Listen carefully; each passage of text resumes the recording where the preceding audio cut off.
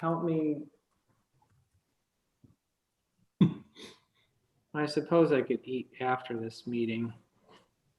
Hey, I'm bringing popcorn, so you can see me stuff my face. This meeting's always worth popcorn. There may be a few Tootsie Rolls eaten during the course of this evening too. I just wish I had a Dr. Pepper. I don't know anybody that has Dr. Pepper.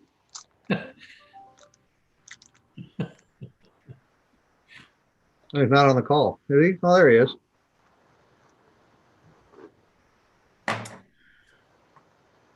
All right. I think we have a quorum. You do. We do. So yeah, we got 5 right there.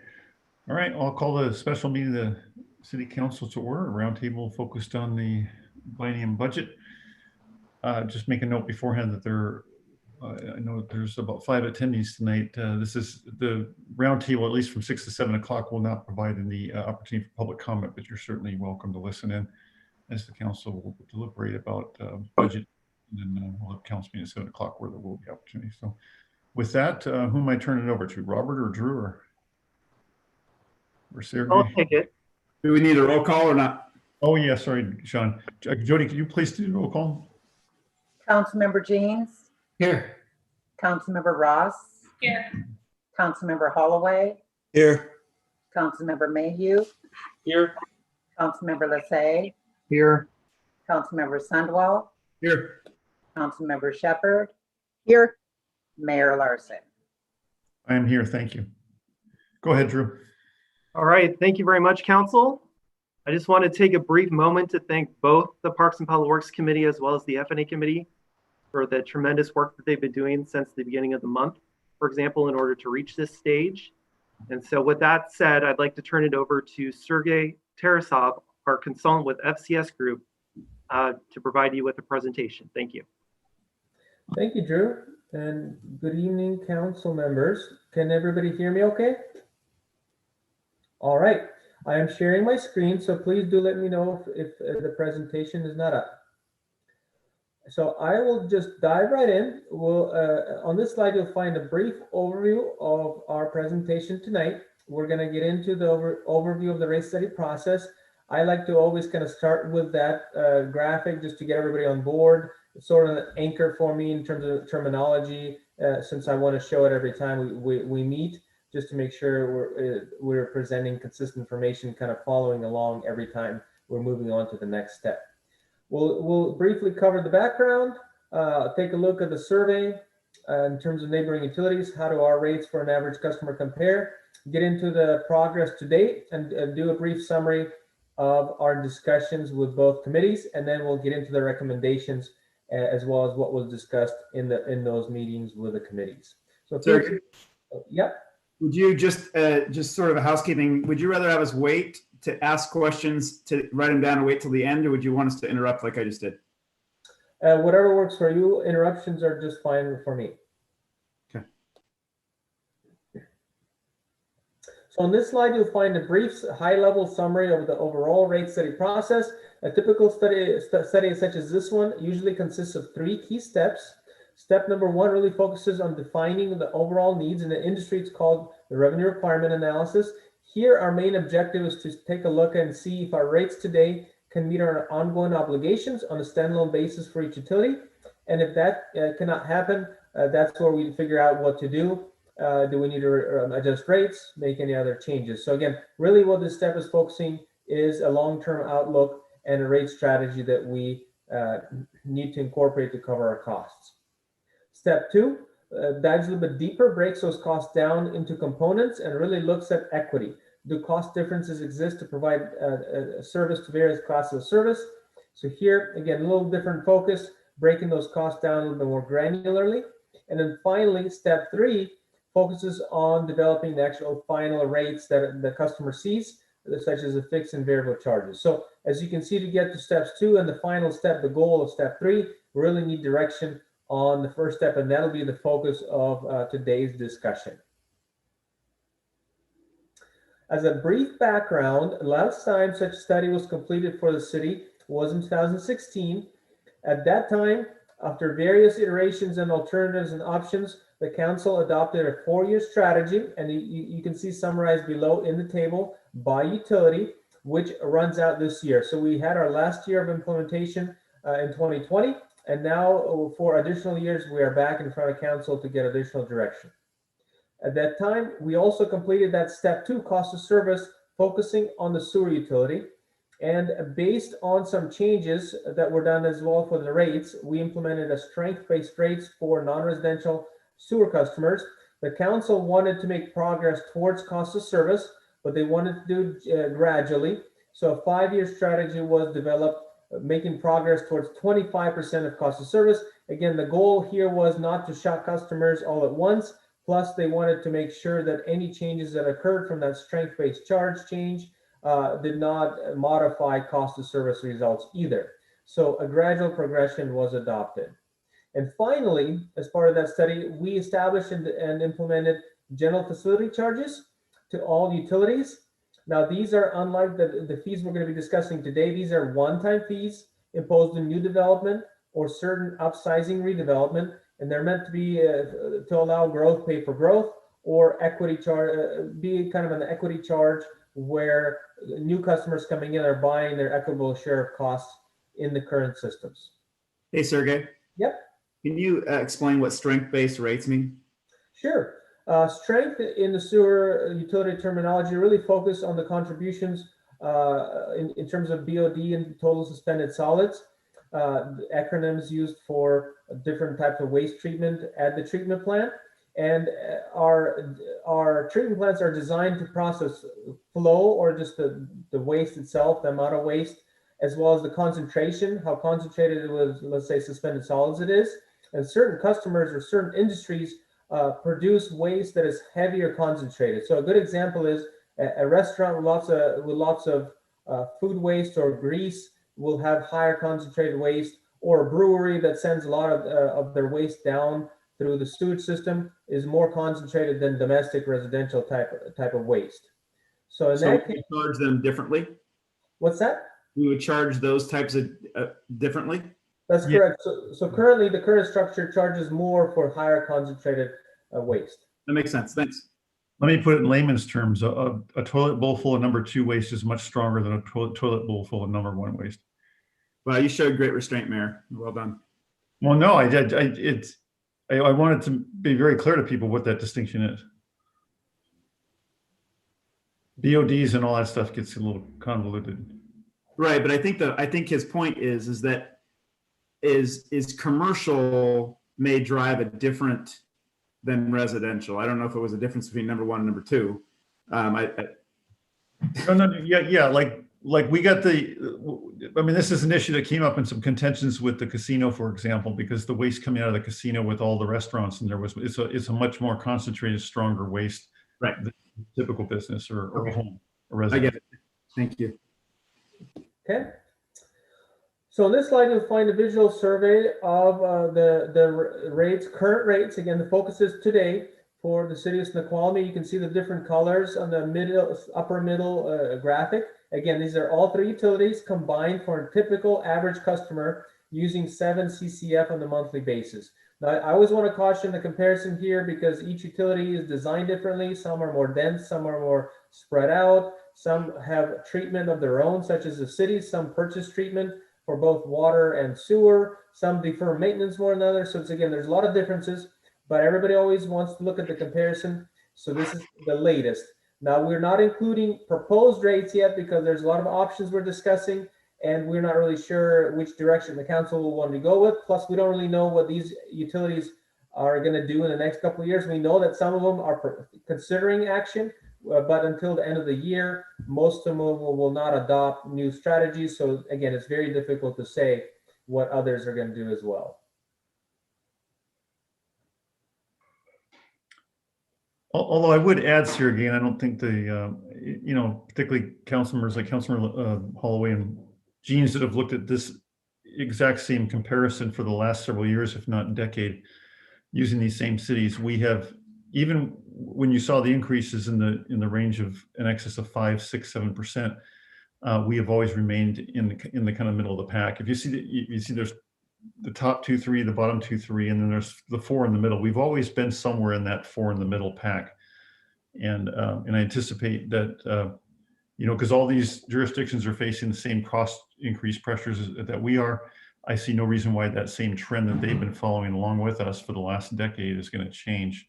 And if anything, because of, I think, some very tough decisions made by past councils like Councilmember Jeans and Holloway, they've had to make some tough decisions about some fairly high rates to make up for an infrastructure rates that were not increased and an infrastructure that fell way behind downtown. So they've been in a decade's worth of doing not only keeping up with the inflationary costs, but catching up with a lot of neglect from the past.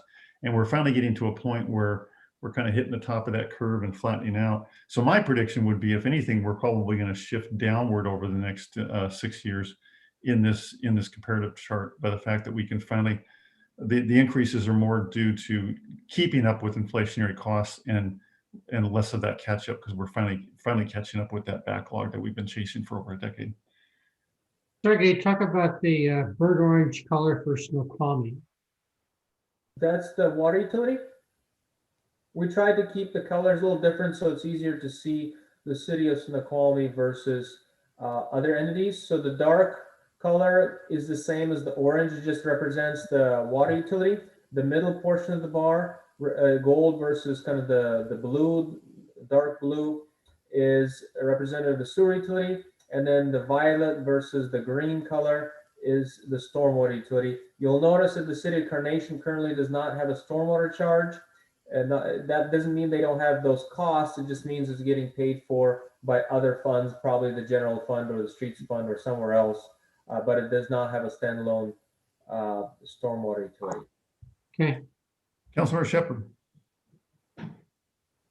I'm curious if we're going to be looking at adding more bands as far as how much usage one water user uses, and increasing how much they spend or they have to pay in order to have larger quantities of water. We have only 3 bands right now, and Issaquah has 5. And also I wanted to know if we're going to be looking at ESU, equivalent service. Okay. So Councilmember Shepherd, perhaps we could save those questions. I guess the questions at this point that Sergey was saying would be, he would invite, or pertaining to the presentation that's taking place. So if you could perhaps save that for the discussion at the end of the presentation, that would be great, if you don't mind. Right. These are great questions and directions we'll be looking from you for the next steps. Those are more concerning steps 3 of the study, where we're looking at actually designing the rate. And what you just described is a redesigning of the structure to be more conservation based, or looking at a ESU definition for stormwater, which is great direction we'll need from you. But again, we need direction on the first step before we can even focus on that last one. Any other questions for the survey? And we can always come back to this. All right. So moving on, just a quick refresher or update where we are in the study. We started the progress or a process in June of this year. We've been working with staff diligently, trying to get all the steps developed.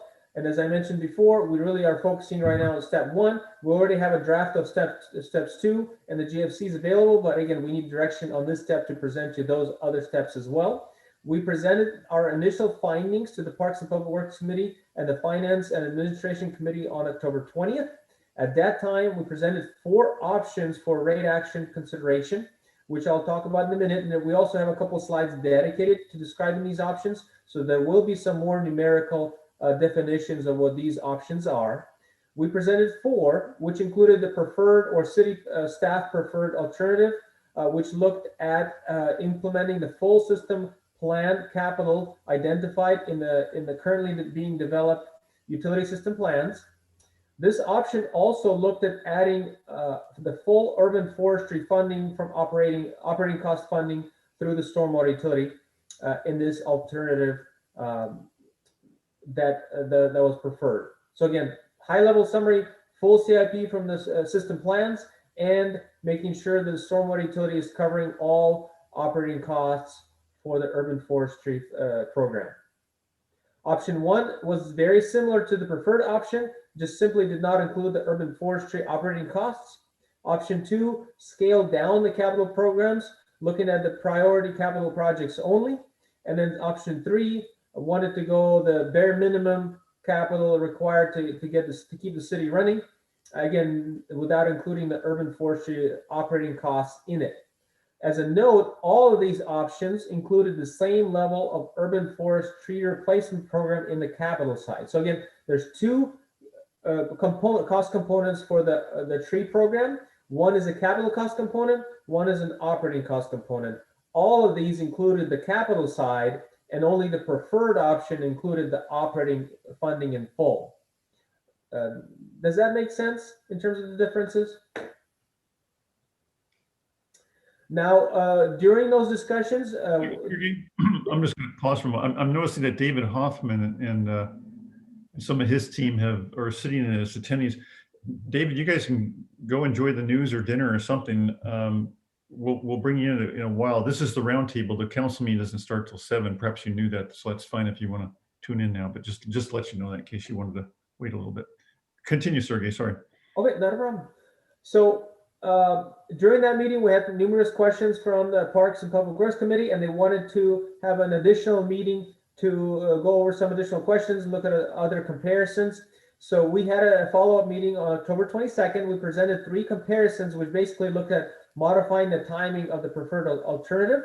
And then during that meeting, the committee members discussed another approach, which they're recommending and which we'll talk about on the next slide. Councilmember Shepherd. Yeah, I wanted to know, you're probably going to tell me this isn't the correct time, but I don't really know what is.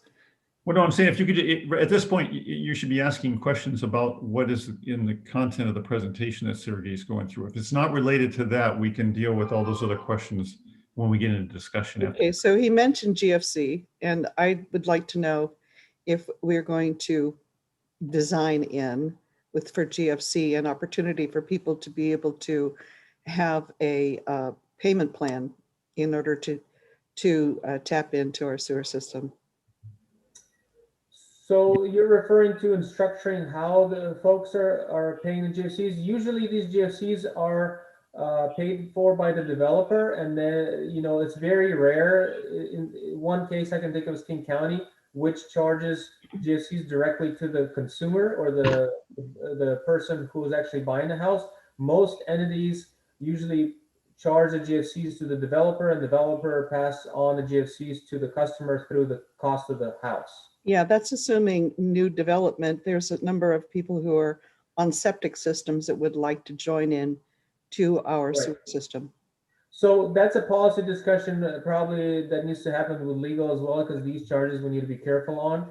So we'll want to definitely weigh in terms of policy, how the city council wants to proceed, as long as it complies with legal practices. I don't think there's an issue with it, but again, I'm not a legal expert, so I'd want to defer to them. But in the end, we'll want to, you know, it'll be a full council direction discussion, how they're being implemented.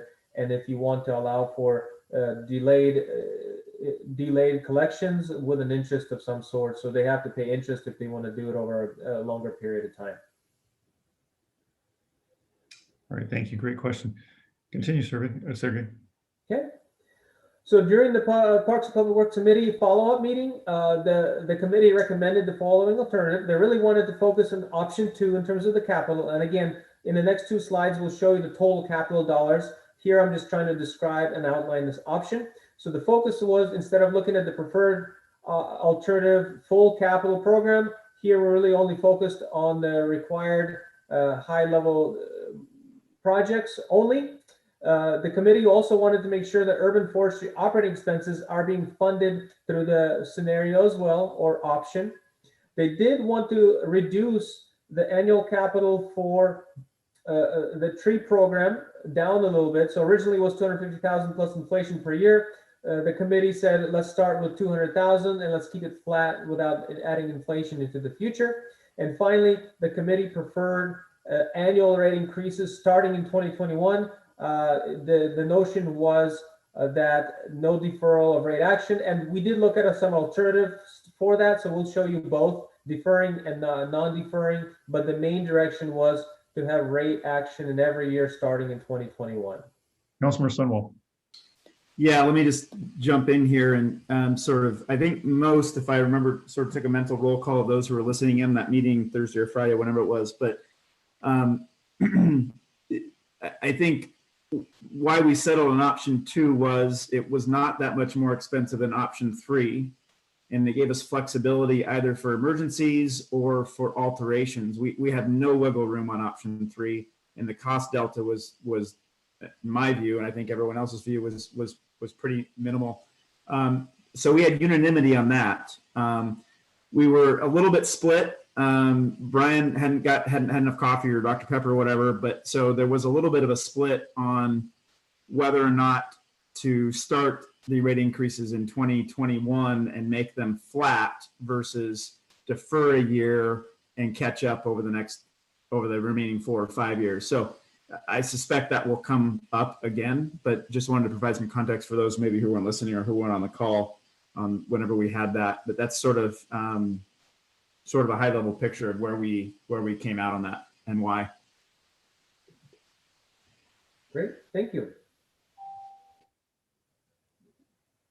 So in terms of this, again, comparing a little bit more detailed what each option represented, if you were not part of that or those committee meetings, or if you just want a refresher, here you'll see a descriptive kind of reference to what each option is. So we'll start out with Parks and Public Works Committee recommendation. Again, it focuses on that option 2, really focusing on the CIP that's high and moderate priority, with minor reductions to the urban forestry improvement capital program. So that's $50,000 per year reduction minus inflation from the tree program from capital. And it does include the urban forestry program included in full from operations in the stormwater utility. So that's kind of the recommendation. The alternatives that were presented at that time looked at higher capital than the recommended option. So again, capital tied to the utility system plans and including the urban forestry program in operations of the stormwater utility, and then scaled down from there, where option 2 or option 1 removed the urban forestry out of operations. Option 2 reduced capital a little bit more, and then option 3 really looked at the bare minimum projects that the city staff felt that could be performed to keep the utility in reasonable condition. So in terms of the cost for these options, on this slide you'll find a summary for the 6-year capital plan in the middle table of the table, and the operating costs for the 21-22 time period for all 3 utilities. So again, starting with the recommended committee option, the total capital plan was about $59.9 million with $14.3 million in operating costs, which do include the urban forestry costs in full. The administration's preferred alternative down below, you'll see is more expensive, almost about $11 million, $70.3 million in the 6-year capital, and the same level of operating expenditures. And then as we go down the list on the CIP and the options that we talked about, it's the same capital for option 1, just lower operating costs. Option 2 is almost the same as the recommended alternative. The main difference is that the tree program was reduced by $50,000 per year for 6 years. Here, that's why it's a little bit different from below. And the operating costs are lower because the forestry costs are not included in full in these alternatives. And then option 3 was the lowest for all cost components. So you'll see that option 2 on the capital side is very similar to the recommended option. And then the operating side, it's a little higher because we are including the urban forestry operating costs in full. Sergey, I think the math is off on option 2. You took away, there's a delta of $500,000, not 50,000. So there's 50,000 plus inflation per year. Oh, times got it. Okay. Got it. Over the 5-year, 6. Yeah, I got it. Thanks. Okay. Any questions about these before we get into the rate strategy itself? All right, so we can always come back. So on this slide, you'll find 3 charts comparing the average residential bill, the difference between the monthly bills from year to year, and the overall increase. So at the top, you'll see the recommended option, which includes equal increases per year. Now, what's important to remember is this is for an average residential customer using 7 CCF on a monthly basis. So if somebody's a little different, the increases might be slightly different. But what we're seeing here is that we're able to fund this option with a slightly around inflationary increases. Kind of, if you look at average annual inflation historically, around 2.7% per year. What does that mean for a typical residential customer? The current bill is about $159 a month. That would be low 4 increase per month per year. And then after 6 years, that percentage becomes a little higher dollar-wise, close to $5. Now, again, what's important to remember is this is for all 3 utilities. This is not just one utility. This is all 3 utilities monthly adjustments. Councilor Lissay. Yeah, thanks. Sergey, just a quick question. I'm curious as to why. I know this is just based upon average residential monthly bill, and it can vary, but I'm curious why the ending numbers for each one's at 187 for the recommended option, but then the other ones are much lower at 185. Well, much lower. They're tabulatively lower, if that's a word. Right. I'm curious why that one says 187, the other one say 185. Right. So the main difference is that we are looking at completing a 10-year plan for you to make sure you're not falling off the cliff. So we are looking out beyond the 6-year window. So these are strategies modified and adjusted to make the whole picture work. We could bump it up higher to 187, but again, it's not necessary. So we wanted to show you what would be necessary based on these alternatives. Again, these can be modified fractionally up and down, but this is kind of the best we can come up with a smooth transition that was requested by the committee members. Okay, thank you. Councilor Sunwell. So if I'm Joe Blow consumer and I want to figure out what I'll be paying in 2026 compared to what I'm paying in 2020, I would add up all of those numbers, those 6 4-point somethings, which is in the neighborhood of $32-ish. And I would be paying, all things being equal, I'd be paying about $32-ish more in 2026 than I am in 2022. Is that correct? Pretty close, correct. So your cumulative increase would be the difference between 187 and 159 if you're an average consumer. If you're different from average, mainly for water, then you'd be slightly different. Okay. Councilor Ross and Councilor Shepherd.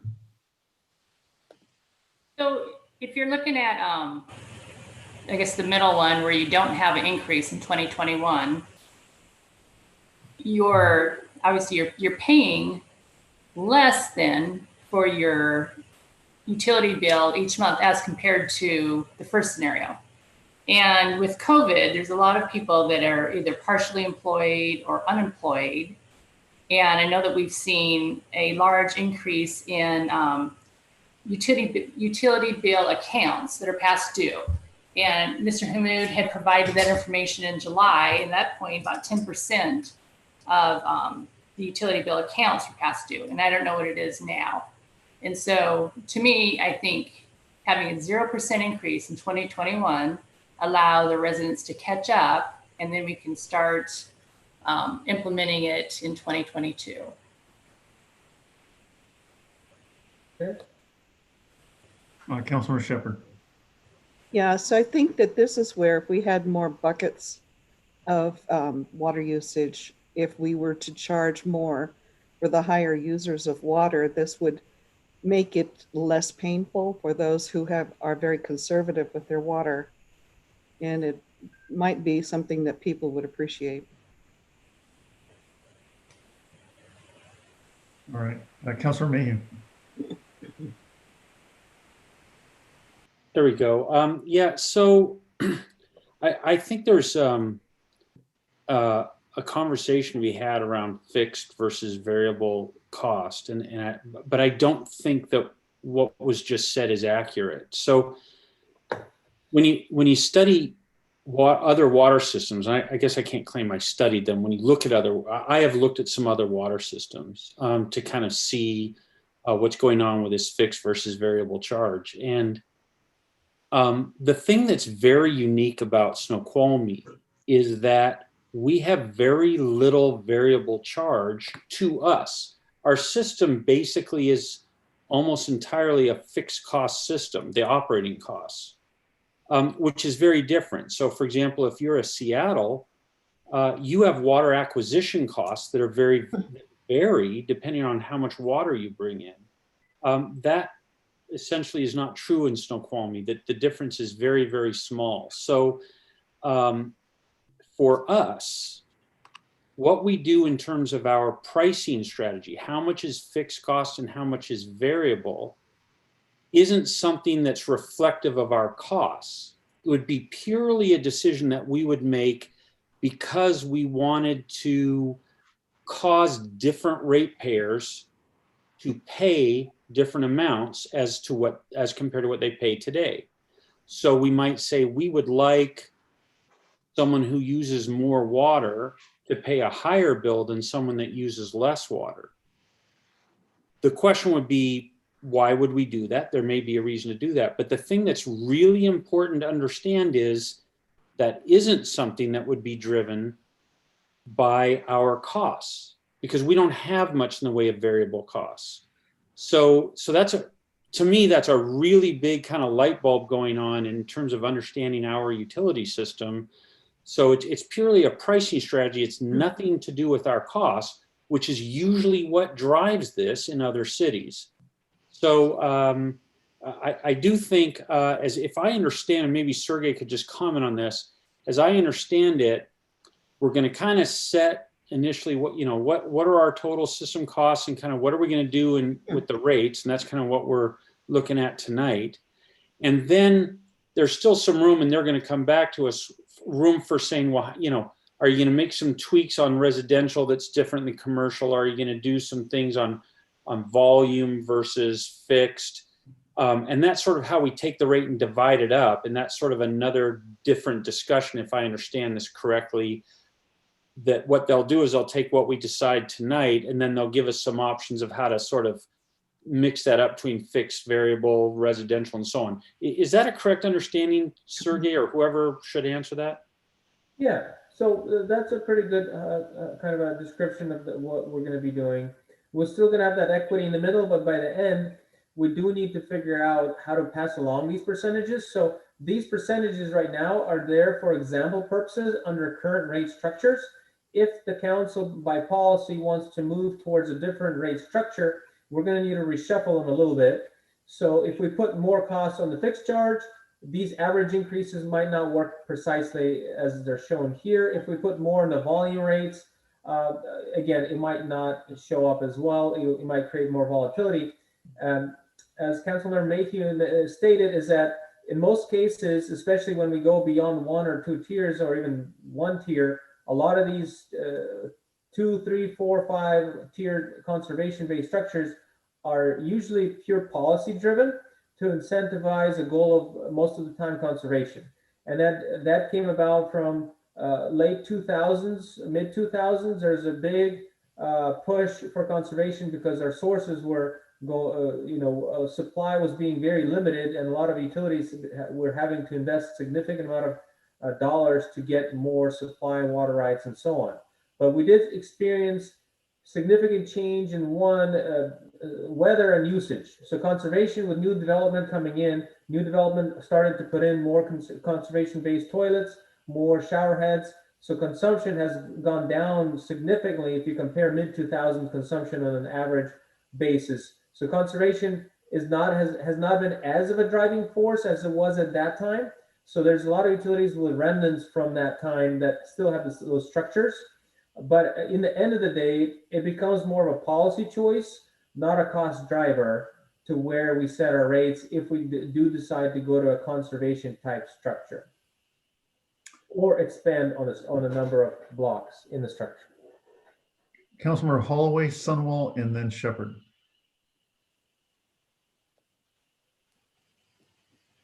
Councilmember Holloway. It's that mute button. So the rate versus the variable for 6 is not really truly germane to this chart. The average will be the average. So put that off to the side. What I asked the rest of the council is, Somebody's got to explain the math to me. But the middle option says, I don't do any rate increases in 2021, and I can maintain rates lower than any other option year to year. If you look at those numbers, option 2 is always lower than the other 2 options. Why wouldn't we do that? And I'm not sure we need more discussion. If I give an option that says I can have my cake and I can eat it too, I'll take it. Right. The main caution again is that we are looking beyond to make all your needs, so over time it'll catch up. Right. That's the observation that the 185.47 is the lowest out of the all 6 alternatives is correct in the short term. Councilmember Sunwell. So that doesn't make any sense to me. There's a fixed number out there that we need to achieve by the end of 2026 to achieve what we want to do. So either we're not charging enough in option 2 to get that number, or we're charging too much in option 1 to get it. I don't understand how you could have a almost $2 difference by waiting, unless you're not recapturing everything that you would have lost by not waiting. So again, we're looking at 10 years, and we wanted to smooth out the 10-year strategy. If you want us to strictly focus on getting to the same identical number by 2026 and ignoring the outer years, we can definitely do that as well. It is a 6-year plan. What's that? It is a 6-year plan. I just think that's really confusing. It doesn't make any sense to me. The number should be 187.31, give or take a penny, on all 3 options, if we're truly looking at a 6-year plan. But that actually wasn't my question. My thought is before we would go to a usage-based system, I would want to understand the true delta of the app. Like I'd want to know what the range of usage is in our community. We all, for the most part, we live on the same postage stamp, okay, of a yard. Before we moved, I don't know that the delta would be that great. And I think there's risks in moving to a usage-based system because what you risk is coming up short. Just a side note, Councilmember Sunwell, I don't have a yard, neither does anybody in my street. So there is actually a mix in this community. And we also have multifamily households as well. Of course, for every example I give of someone having 3 kids, someone has 4. And for every one of those 4 kids that brush their teeth, someone has a family that only 2 brush their teeth. So I don't want to get minutia. I'm just saying I would want to have an understanding of how wide is that curve or that of usage in our community before we start dividing that up in 6 or 7 slices, and it comes down to whether you have 4 kids that brush their teeth or 3. I don't think we want to go there, and I think we run the risk of coming up short if we move to a usage model, especially since that has nothing to do with what our costs are. That's the danger. We could definitely bring that information will be available as part of our next presentations. Focusing on rate design will definitely show you the bill frequency distribution for the residential class.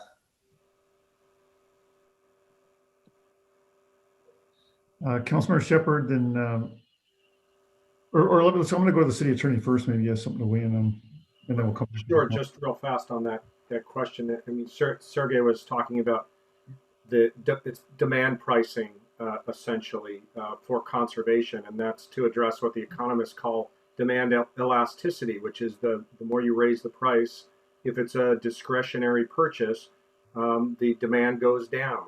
And what we see with water, particularly, it's less about the number of kids and how often you brush your teeth, and more about how much do you water in the summer, how often and what's your quantity, how much more watering is going to happen as climate change advances and irrigation starts sooner in the spring and lasts longer into the fall. We already have demand-based pricing, so there are 3 tiers. So people shouldn't think of it as a yes, no, but how much and where do you weight it? And not only is there a question of how much more do you price it higher at the usage end, but do you provide more of a break for extremely low users? Sometimes you hear complaints that, oh, the city has a base rate of X, and I use just a teeny tiny amount, and so I should pay less than the base rate. So you can sometimes hear the policy question at the low end of the scale and the top end of the scale. So, but it's, as I said, it's not a question of do we do it or don't, because your rates already have some element of demand pricing in them. It's, do you expand those categories, or even if you only keep it at 3 blocks of pricing, do you increase the higher end more to more aggressively reduce the discretionary water use? I also want to make a side note too. Robert, I'm going to ask that any staff please be recognized by the chair prior to jumping in. I'm going to go to Councilor Mayhew, and then I'll come back to you, Robert. Yeah, I just the other thing about if we get to a more complex usage-based system, the thing we have to think about is how much it costs to administer that. So when we add costs into the system, I think that's something that we have to ask ourselves, how much cost are we driving in the system for how much benefit are we perceiving that we're getting? And I think that's a feature of it as well. And the other thing is that, as was just brought in, if the pricing change, if we're going to change the pricing structure and the result is just going to be that usage goes down, everyone's going to be paying the same. Like, we won't have accomplished anything if we think we're going to change what people are paying, if all we do is or not all, but primarily what we do is just lower some usage, driving a conservation, than when we don't have a conservation issue. But anyway, the main thing I want to do is just go back to those rates there and just make sure that we're all understanding it. So if we look at those 2027, if we just look at the ending rate, $187 under the first one, $185.50 or so under the other two. The reason those don't match up is if we had the whole 10 years of his schedule, they match at year 10. That's what he's trying to tell us. So I think that we could tell him, no, he can make this work with the end of year 6 matching. So and Sergey, correct me if you think I'm out of bounds to say this, but I think you could fix the first row to end at 185.50, and then you would just fix that with the other out years, just adjust those. So you could make that happen. We'd end up with a little bit lower percentage than 2.7, but you could make that work as well. It just means that those additional costs that are coming out years, you'd put it into rates in those out years. Is that a correct thing to say? That's correct. And at this point, because the increases, we're talking about fractions now. I just did a calculation on the side where if we tied to 185, it would be 2.55% per year even. Because it's fractional, usually we even round increases to 3%, 2.75%. Right now, we wanted to provide you as equal as possible, taking everything in consideration. So what we're really looking for is high-level policy-based decision. Do we want it to increase in 21 and smooth them out? We can lower them to be the same number in 26, as long as, again, I'll just have to make sure we're not hitting any policy issues with reserves and coverages we talked about during the committee meetings. But overall, that is the general trend. And the big picture we're looking for is, do we want to have increases starting in 21? Do we want to defer a rate action in 21? Or do we want to have a 1% increase in 21 and then something moderate thereafter? All right. And so we could just understand that first option as really being more like 2.55% in those years, and then it'll end at the 185.50 or so. So we can understand that to be that row, and you can show us that later. But for the purpose of decision making, say 2.5 there, 2.9 the bottom, 3.1 the middle. Is that sort of a reasonable way for us to look at this to understand? And then it's really about focusing on what we do in the first year. Right. So if we put it in that apples to apples perspective, as you described, ending at pretty much the same number in 26, because we can most likely, if we strictly focus on that 6-year plan, we can get everybody at the same stage. That is correct. About 2.55, 2.6, the first one, 3.07 or 3.1 rounded. The second one, or 2.1% and 2.87 or 2.9. Thank you. Robert or Bob Sturbank, you still have your hand up. I don't know if you forgot to put it down or if you still had a follow-up. Robert, go ahead. I'm okay. And again, I apologize. I don't have a hand raise option because I'm a co-host, but I'll just raise my physical hand next time. Yeah, you'll have to do that. Okay. Yeah, so my 2 cents worth, council, is I would still recommend the top choice of doing the flattened rate over the full 6 years. Robert presented, I think, sent out some information earlier showing about 10% of our ratepayers are being impacted by the COVID. Well, or not 10%, but maybe an additional 5 or so percent or 6% over what we typically would experience in a given year. And I don't think for those folks, the difference of $4.34 increase is not the issue. The $159 bill period is the issue. We have given them a deferral option, but there's probably 90% of the ratepayers out there that have not been impacted. And what you're then posing for yourselves is every opportunity you don't have to do a smaller incremental increase every year, and you give that up. You've now pushed for every one of the next 5 years another 1/3 of a percent into every one of those years in order to catch up or to get that back to where it needs to be. So and I guess talking to Mayor Pro-Tem, he convinced me that the 1% probably wasn't the best choice, because you take away the narrative. What either you have a narrative where you can tell the community, well, look, we did no increases in order to be responsive to the community, or if you're going to do an increase, then at least do it the same as the out years. I think we all acknowledge that 2022 could be just as bad as 21, and so to have the optics of being able to say that number is under 3% or 2.72% just sounds a little more palatable than 3%. But so that's, I guess, the way I'm looking at it. But Councilor Mayhew, you have to unmute. Yeah, just to build on I think the mayor just made a really strong point, and there are some other cities that have really seen this the way he just described it, which is if we have residents that are really struggling with these water bills, it's not about the $4. It's about the base, the $160 or $159.45, whatever it is right now.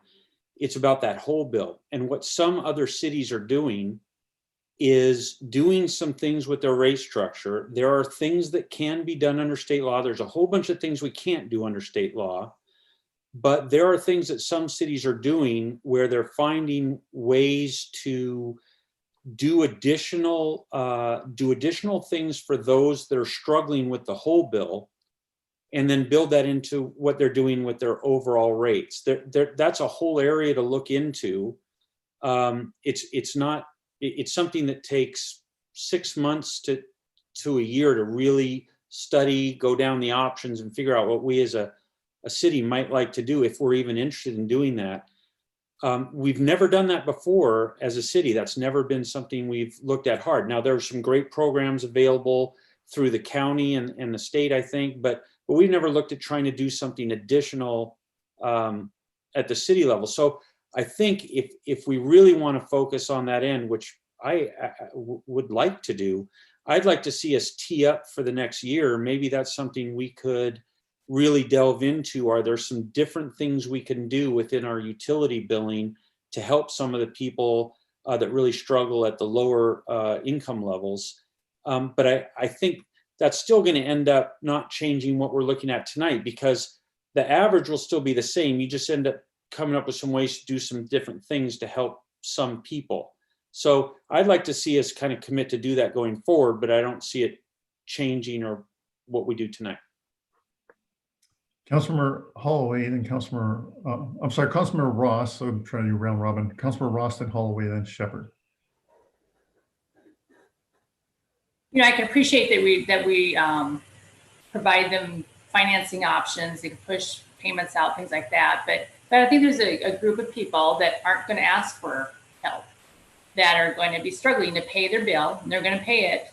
But maybe there's other things that they're giving up, that they're going to the food bank or somewhere else. And so to me, you're right, 2022 might be just as bad. But again, we can look at 2022 down the road. I think 2021 is going to be bad, and I think we just need to give everyone a reprieve of an increase this year, because next year, what's the difference? It's like 43 cents a month difference.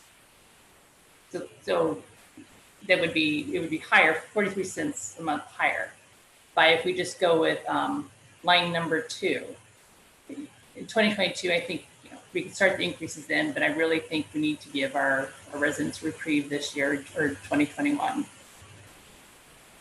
Councilmember Hallway? So I respectfully disagree with some of the logic put forward prior. There is a pandemic going on. People are being hurt to various degrees. We should find an option to help. And I would further state these charts are somewhat misconceiving because it minimizes the actual impact we have on the community overall. Yes, it may only be $5 a household, but you multiply that by the number of households, it's a pretty significant number that we're taking out of the community to do this service. Now they get service for that money, and that's rightfully so. So I guess I'm willing to compromise and go with the 1% for next year. We're going to lose some ground, but we're going to give some relief. And now's the time to do it. So option 3, I'm done.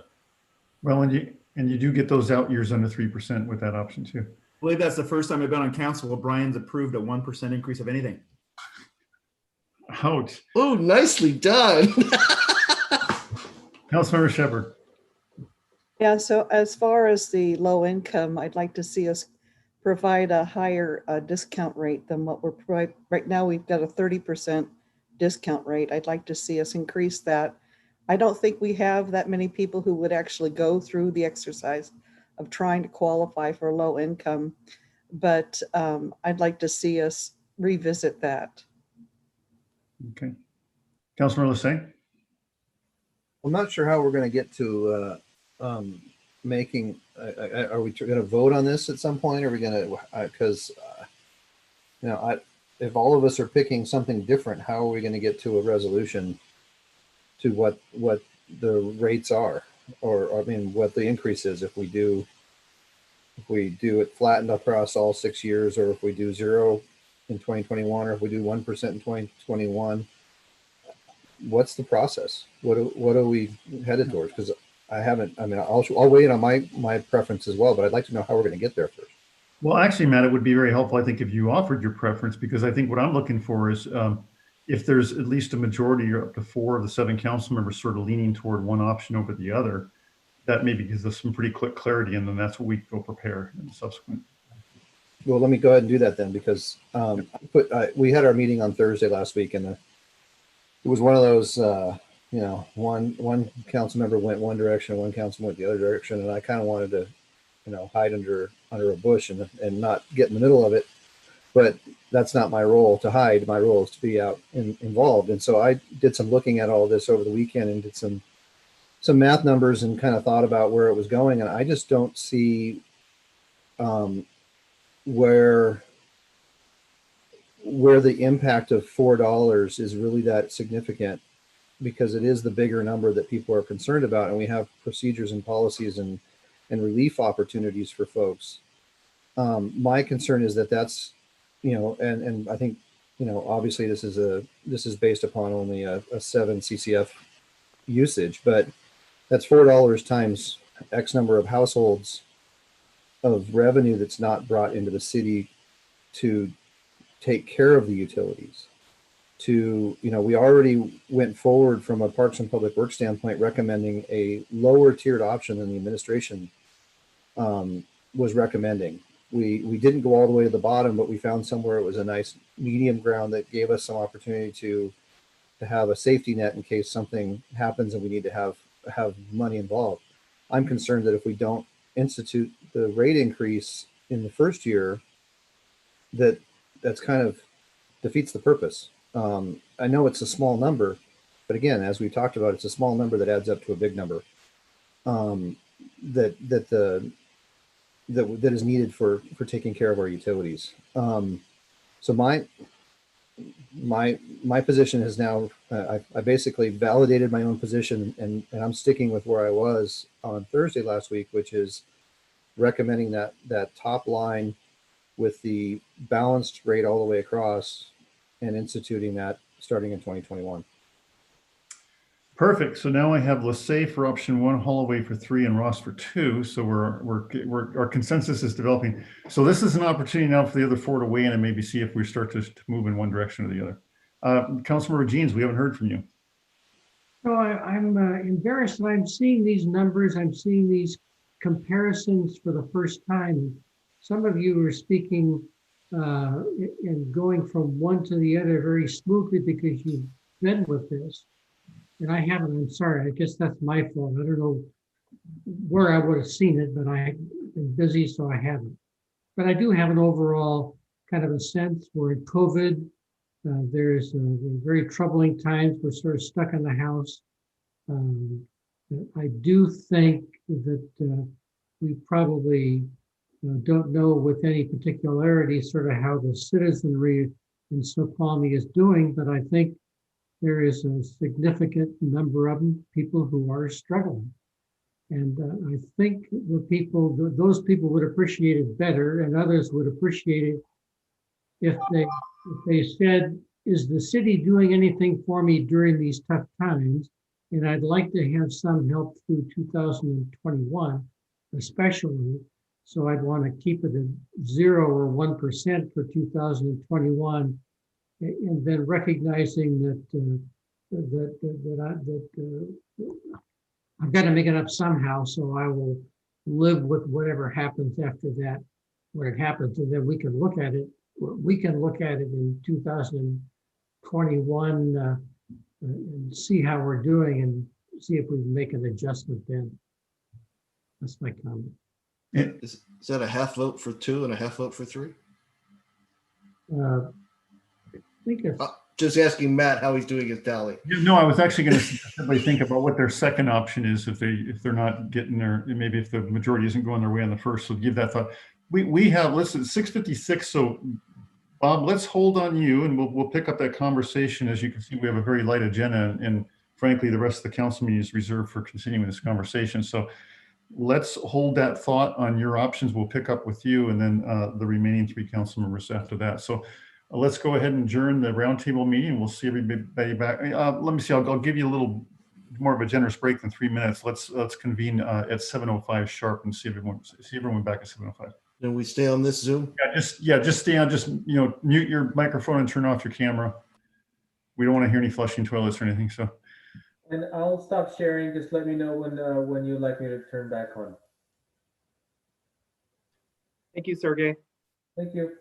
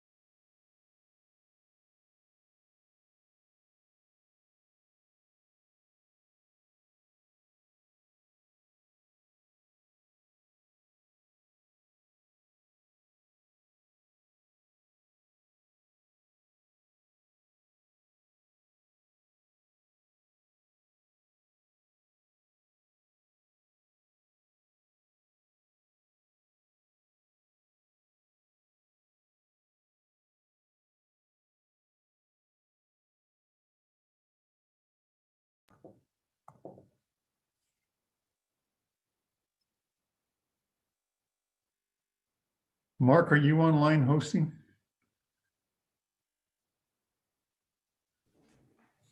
Mark Gherkin or Jimmy? Who's hosting the meeting? We both are, Mayor. Oh, okay. Could you guys roll David Hoffman and Heather Mulligan from attendees over to panelists, please? Yep.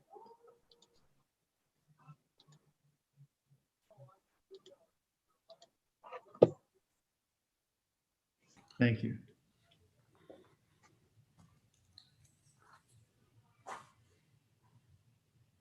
Welcome, David. David, is there anyone other than you and other than you and Heather that are going to be here tonight? Or Nope, it'll just be the two of us.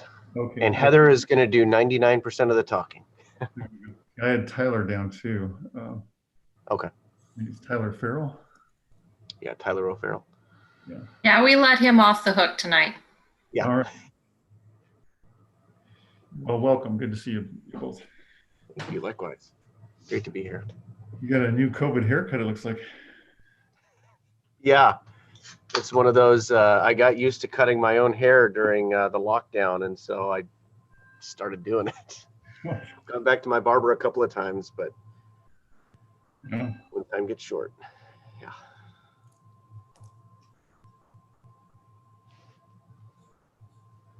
Yeah, I made the mistake of letting my wife cut my hair again. So now I'm back to my barber.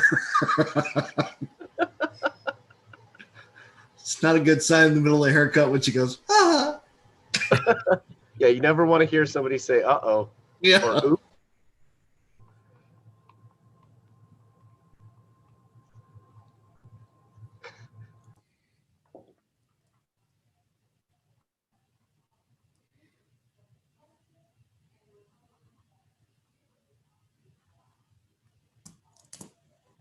And David, I hope you certainly don't feel, or either one of you, Heather or David, once you guys have made your presentation, don't feel you're slighting anybody. Of course, with a Zoom meeting, it's much easier to slip off quietly than trying to get up and walk out of the council chambers. But That's true.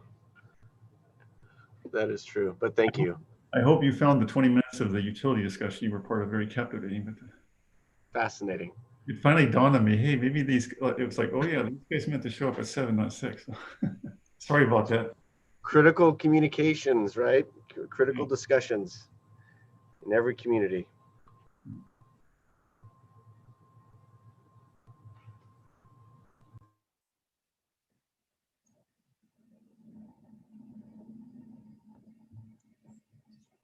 So Mark and Jimmy, have we been recording all through the break?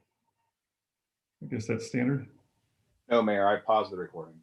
Oh, okay. Because it still says recording in live, but yeah, okay. I started as soon as you came back. Perfect. Okay.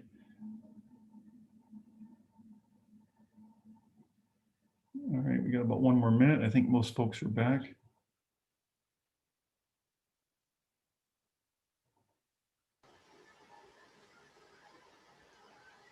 So the comment about my haircut and my wife are on the public record? Yes. Ah. Potentially. We're always watching. All right, we're at 7:05, and I believe a majority of the quorum of the council members are back. So with that, I'll call the city council meeting to order and ask the city clerk to please take the roll call. Councilmember Jeans, Here. Councilmember Ross, Here. Councilmember Holloway, Here. Councilmember Mayhew, Here. Councilmember Lassay, Here.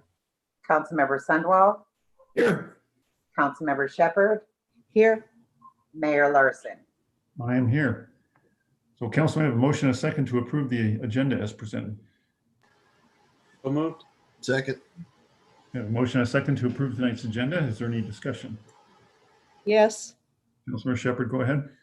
Yeah, I'd like to take the warrants off of the consent agenda and also want to take off AB 20-089. All right. Any other discussion about the minutes, council, whether those should remain on the consent agenda? All right, with that, all those in favor, say aye. Aye. Aye. Aye. Those opposed? Right. Motion is carried. With that, we'll move on to public hearings, presentations, proclamations, and appointments. And it gives me pleasure to introduce to you Heather Mulligan and Dave Hoffman with Puget Sound Energy to give us an update on some of the Green Direct Power Program. I think most of the council is familiar with that, but Dave, I assume you'll give them a little bit more background, particularly for members of the public that aren't familiar with it as well. It's really a good story. And also, Dave, I think you were going to give a bit of an update on some of the preparations going into the winter months as well, or so forth. So turn it over to you two. Thank you very much, Mayor Larson. We are delighted to be here tonight. I'm joined by Heather Mulligan, who works with and runs some of our green or clean energy programs. So Heather really is here to give you all an update on our Green Direct program that Snoqualmie was one of the earliest signers onto. We're delighted to have Snoqualmie's involvement. And so we are excited to share some information about the first project, which is a wind farm, the first wind farm in Western Washington that you all are helping to build. And so with that, I'm going to hand it over to Heather, who is far more adept at talking about the details of this program. And she will walk you through some of the details and some of what we're looking for from the city of Snoqualmie. And then after that, I will give a very brief, out of respect for your schedule tonight, a very brief update on our storm preparations as a company and what our customers can expect with COVID-19 and some of the I guess, changes that we've had to make in order to abide by social distancing requirements and all of that. So with all that, I will hand it over to Heather. Heather, take it away. All right, good evening and thank you. I am going to try to share my screen. Hopefully I can do, okay. Let me try this again. So, all right, hopefully you see a PowerPoint presentation up now that says Green Direct Update. All right, thank you, Mayor Larson, I appreciate that.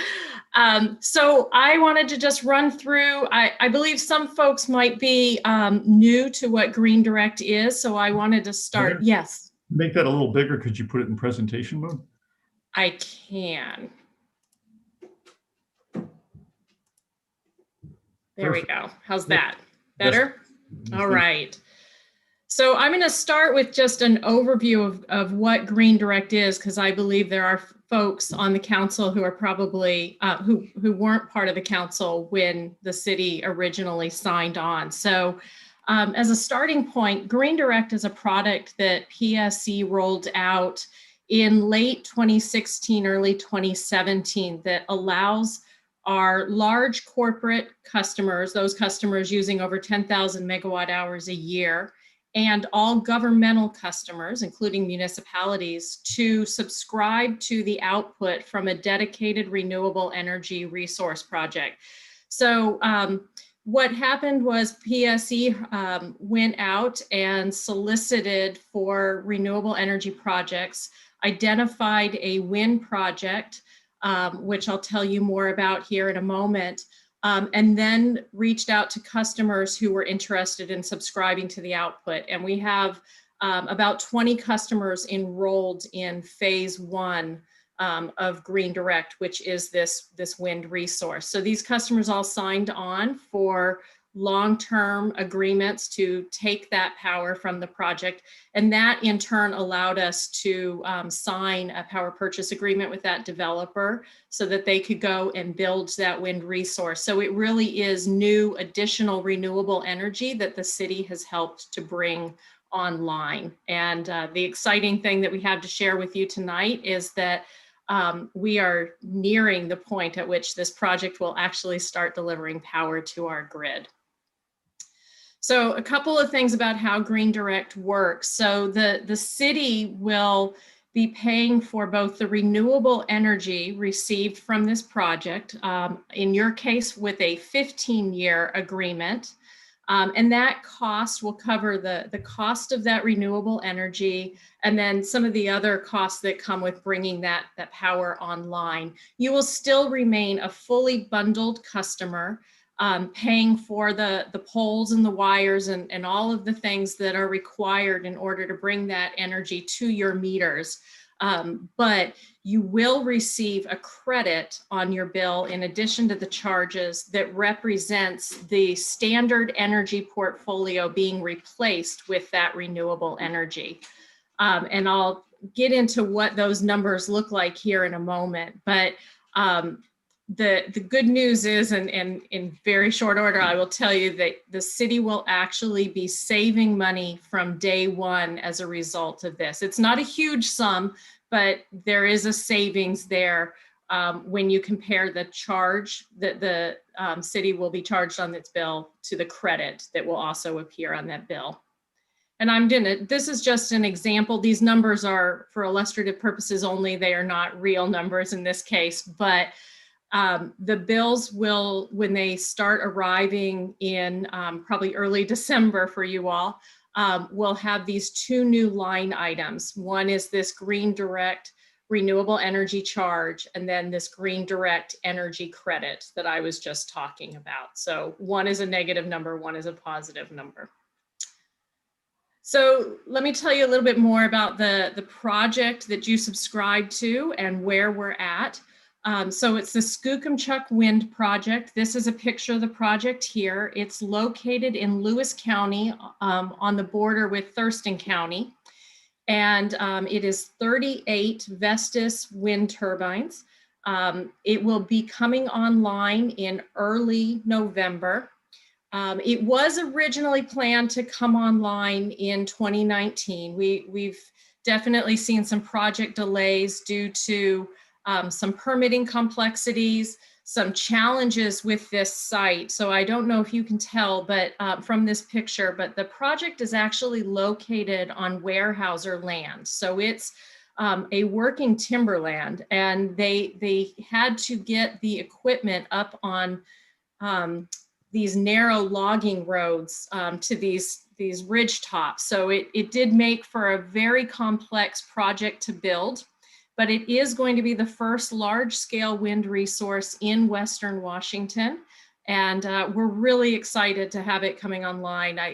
We're really going to see great things from this project, I think. So definitely complex to build, but should be online here in early November, probably sometime next week. And we'll be delivering power to our system from that point on. And we signed a 20-year power purchase agreement for the output from this project. So time-wise, the big updates I wanted to provide you with today, in addition to the fact that the project is now coming online at long last, we did recently file a pricing amendment with the Utilities and Transportation Commission. And the reason for the pricing amendment was twofold. One was to realign the customer price strips and terms with the actual power purchase agreement that we signed. So as I mentioned, you all signed onto this project in 2017, which allowed the developer to go out and start construction on the project, which was expected to come online in 2019. And your original price strip started in the year 2019. Unfortunately, as a result of these delays, we are now here in late 2020. And so those two things don't align, those price strips and the PPA terms. So the first thing we wanted to do was align those two things so that you have a price term starting in 2020. And then the second thing we wanted to do was we have been collecting liquidated damages as a result of the delays from the developer. So part of the contract wrote in that if they missed certain milestones, they would pay these damages. The first thing we did as a result of the delays was to purchase renewable energy credits on behalf of the city beginning in July 1st, 2019, and we'll continue to do so that you can green your energy usage through the commercial operation date of the project. However, we still have some remaining liquidated damages. And so what we proposed to the Utilities and Transportation Commission was that we pass those back to the participants of Green Direct in the form of lower rates for the term of their agreement. And on October 15th, they approved those new price strips. So that I think is good news in it, and I'll show you what those numbers look like here momentarily. But basically, what will happen now is the project will come online next week, and then we will begin billing the city for those enrolled accounts on the first billing period following that commercial operation date for the project. So sometime in November, so that it will appear on your bills that you receive beginning in December. And then finally, the last thing I wanted to point out on this slide is there's a reference here to the Lund Hill Power Purchase Agreement. We did have a second phase of Green Direct, and under that phase, we signed a power purchase agreement for a 150 megawatt solar project to be built in Klickitat County, Washington. That project is scheduled to come online in 2021. And because of the pricing that we saw under that Lund Hill Power Purchase Agreement, we actually are blending the solar and the wind for all 40 Green Direct participants because it did end up lowering the rates for phase one participants. It was a lower cost PPA. So this way that benefit is shared among all participants, and you receive the blend of wind and solar when that project comes online. So this is what the numbers actually look like. This is the 15-year price strip, which, as I said, is what the city enrolled at. The top price strip actually represents the amended price strip when we factored in the blending of the Lund Hill and Skookumchuck wind projects in 2021. So as you can see here, in 2019, your original term had you starting at a little over 5 cents a kilowatt hour and increasing at 2% a year. And then you would see, you see that decrease there in 2021 when the two projects were blended.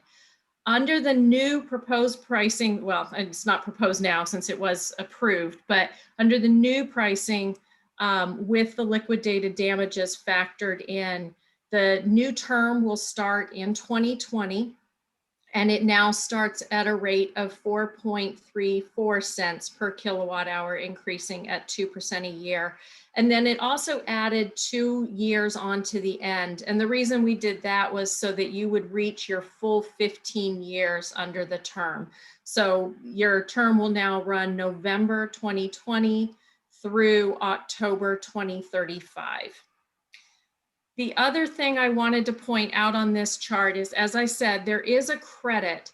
And while the city did lock in 2 rates for the charges under Green Direct, the variable under Green Direct is what that credit will be. Every time we file a power cost adjustment or general rate case, that energy credit is subject to change based on what our actual portfolio of energy is costing. So in our last general rate case, that energy credit did drop a little, and it dropped to 4.5634 cents per kilowatt hour. However, the good news is that number is still higher than the Green Direct charges that you'll see in the first couple of years of the program. So you still will see that savings from day one, which was not originally envisioned for the city when you first enrolled. So hopefully you agree that that is good news. And I think the next steps that we would like to discuss are just the process of formalizing these new rates with the city through a letter of agreement to amend that just memorializes that you are in agreement on the new charges. And then lastly, I just wanted to share who some of the other Green Direct participants are throughout our region. I think you'll probably recognize some of those names and logos. You're in great company. But we just really also want to say thank you to the city for your patience while we worked through the logistical challenges of bringing this new project online, and thanks for being one of the early participants. With that, I can answer any questions actually before I turn it over to Councilmember Sunwall. Yeah, two quick questions. First of all, do you have a slide on how many birds these will kill? I do not, you know, I actually have a great story. There's a technology being employed at the Skookumchuck Wind Project called Identiflight, and it's a proprietary technology owned by the developer of the wind project. And it has cameras that go in 360 degrees and identifies birds as they're flying into the area and will shut down the turbines that are in its glide path. So it actually has been proven to significantly reduce bird kills as a result of wind turbines. And we're really excited that they're employing that technology at this project. Heather, that was a very serious answer for a not serious question. That's really good information to know. I appreciate that. The second question I had was, is there anything that citizens of our city need to do? Is this, some can enroll, some don't, or is this a citywide thing? We're either in or we're out? So great. So residential customers do have an option of supporting additional renewable energy through our Green Power program or our Solar Choice program.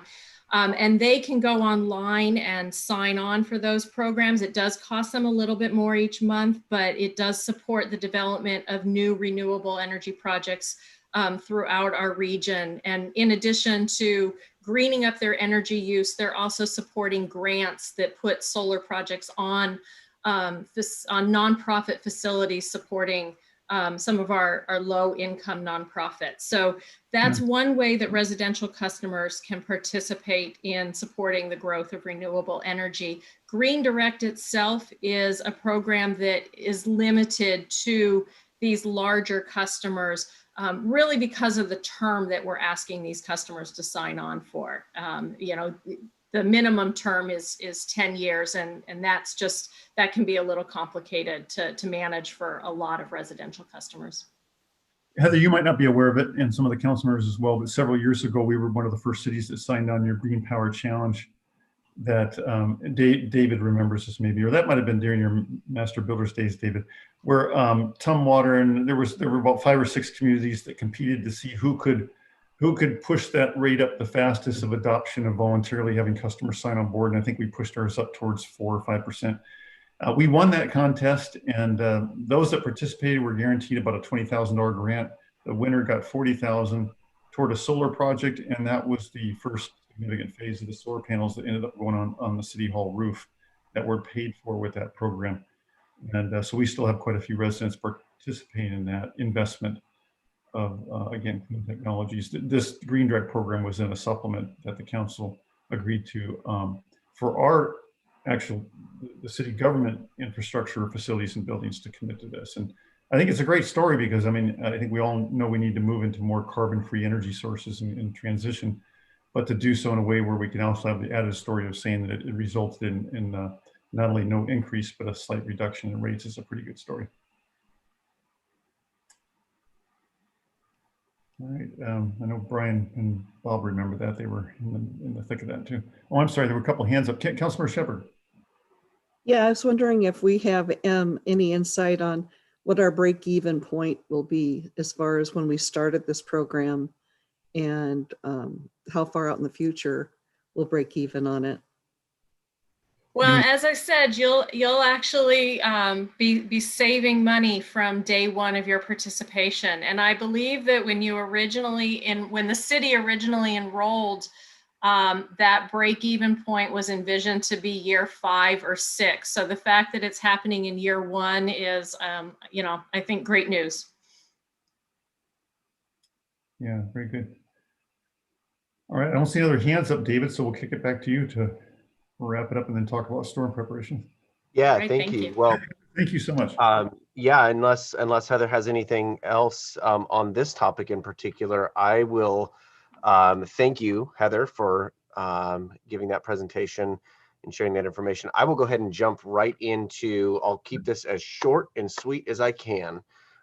We are going around and talking to our municipal partners about storm season and the fact that this is going to be, and quite frankly has already been, a unique storm season, whether it was dealing with fires in Western Washington at a level that is becoming more frequent and more common, but still not something that we are completely prepared for yet, or used to, I should say. We're prepared for it, but we're not used to it. And then add to that the layer of COVID and dealing with social distancing requirements and masks and all of that. It's created a unique situation for our crews to deal with, and for our system to deal with. So I'll start by saying the best source of information for our customers and our municipal partners is always our website or our app. So I would strongly encourage folks to visit pse.com/storm. That site has a number of safety videos and information on preparing for outages and storms as a city, as well as individually in our homes. So I would very much encourage folks to visit there. Real quickly, a couple of numbers. So we, as a company, as you can imagine, when storm season comes and we start having some major storms, that is an all hands on deck situation for us. We have over 900 employees, which is about a third of the company employees, with designated emergency response roles during storms. So we have 7 regional storm bases that operate throughout our service territory, and Snoqualmie is in our North King area, and so that storm base is based out of Factoria typically. And at those storm bases, we have dedicated 24/7 on-call teams at the storm base, as well as operating now remotely from home.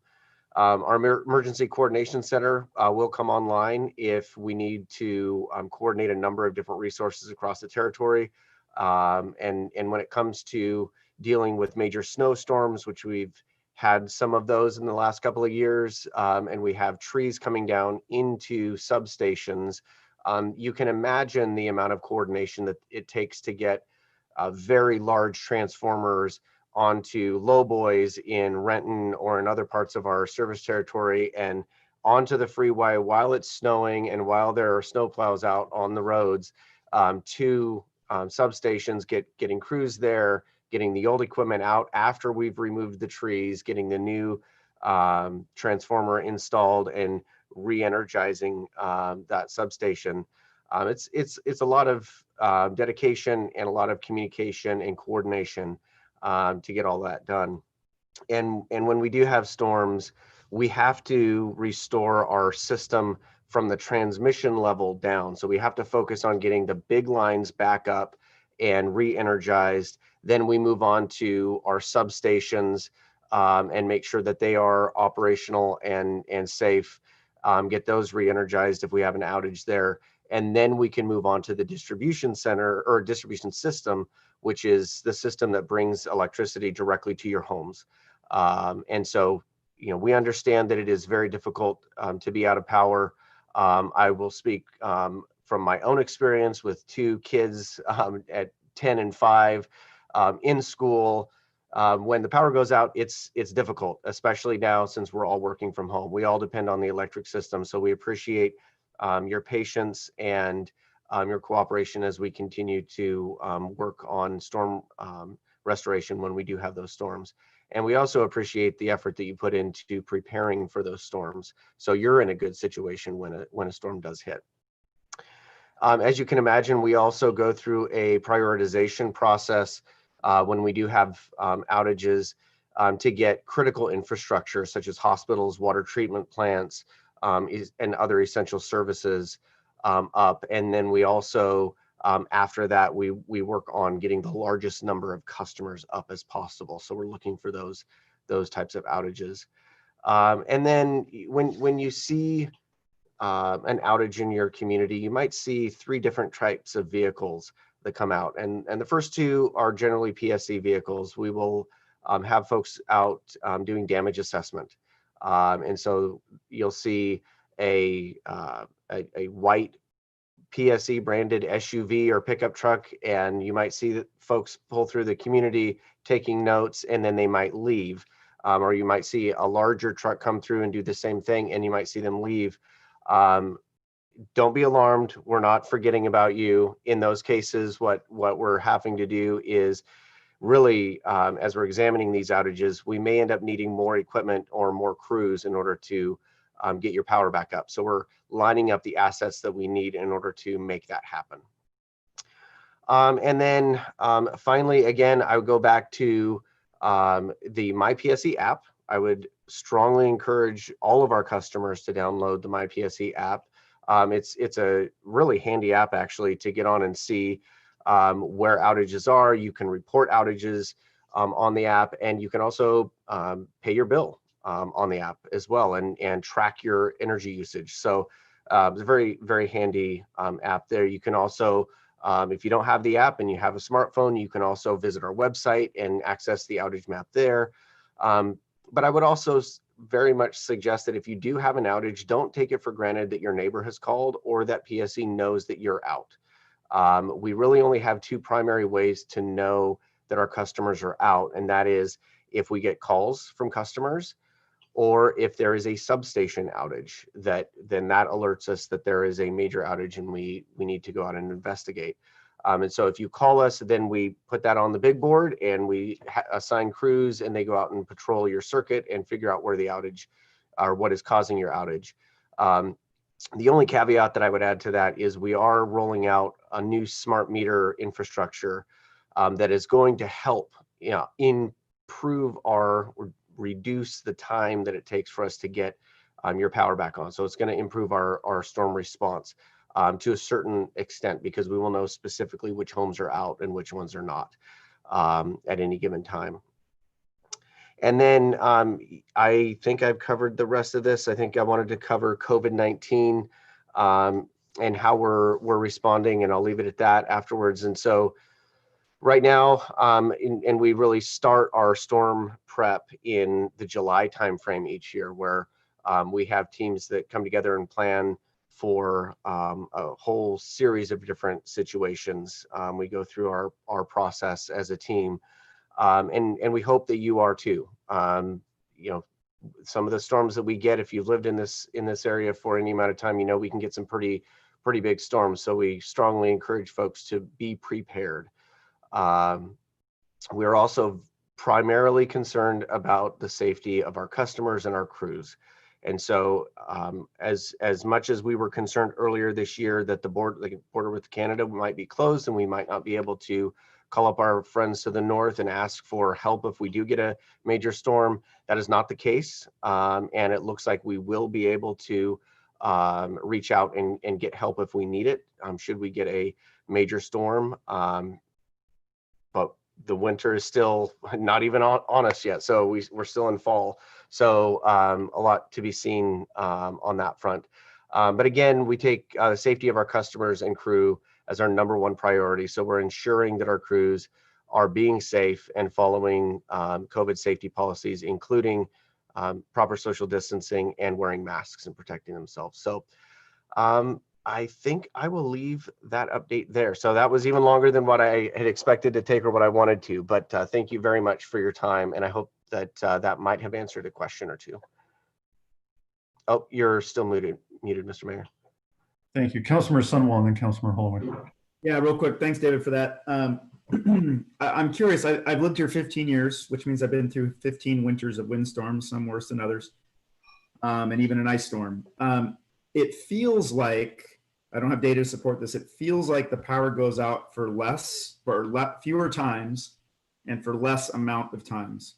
Have there been things that have been done, either burying lines, or are there still yet things you're doing to minimize the exposure that power lines have?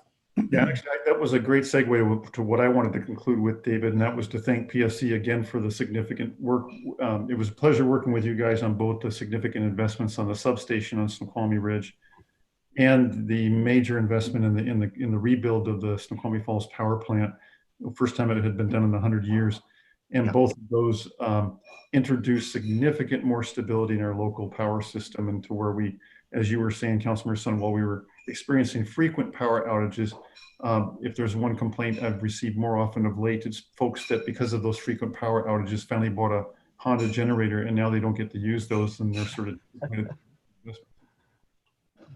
Got it. Well, thank you. And I will, if I can, I'll just say that there are several techniques that the company has used to address outages. So Councilmember Sunwall, something called tree wire, which is essentially just our electric conductor that has a coating on it to protect it from some of the more frequent types of outages. So if a limb falls out of a tree and hits a line, that will cause the power to go out.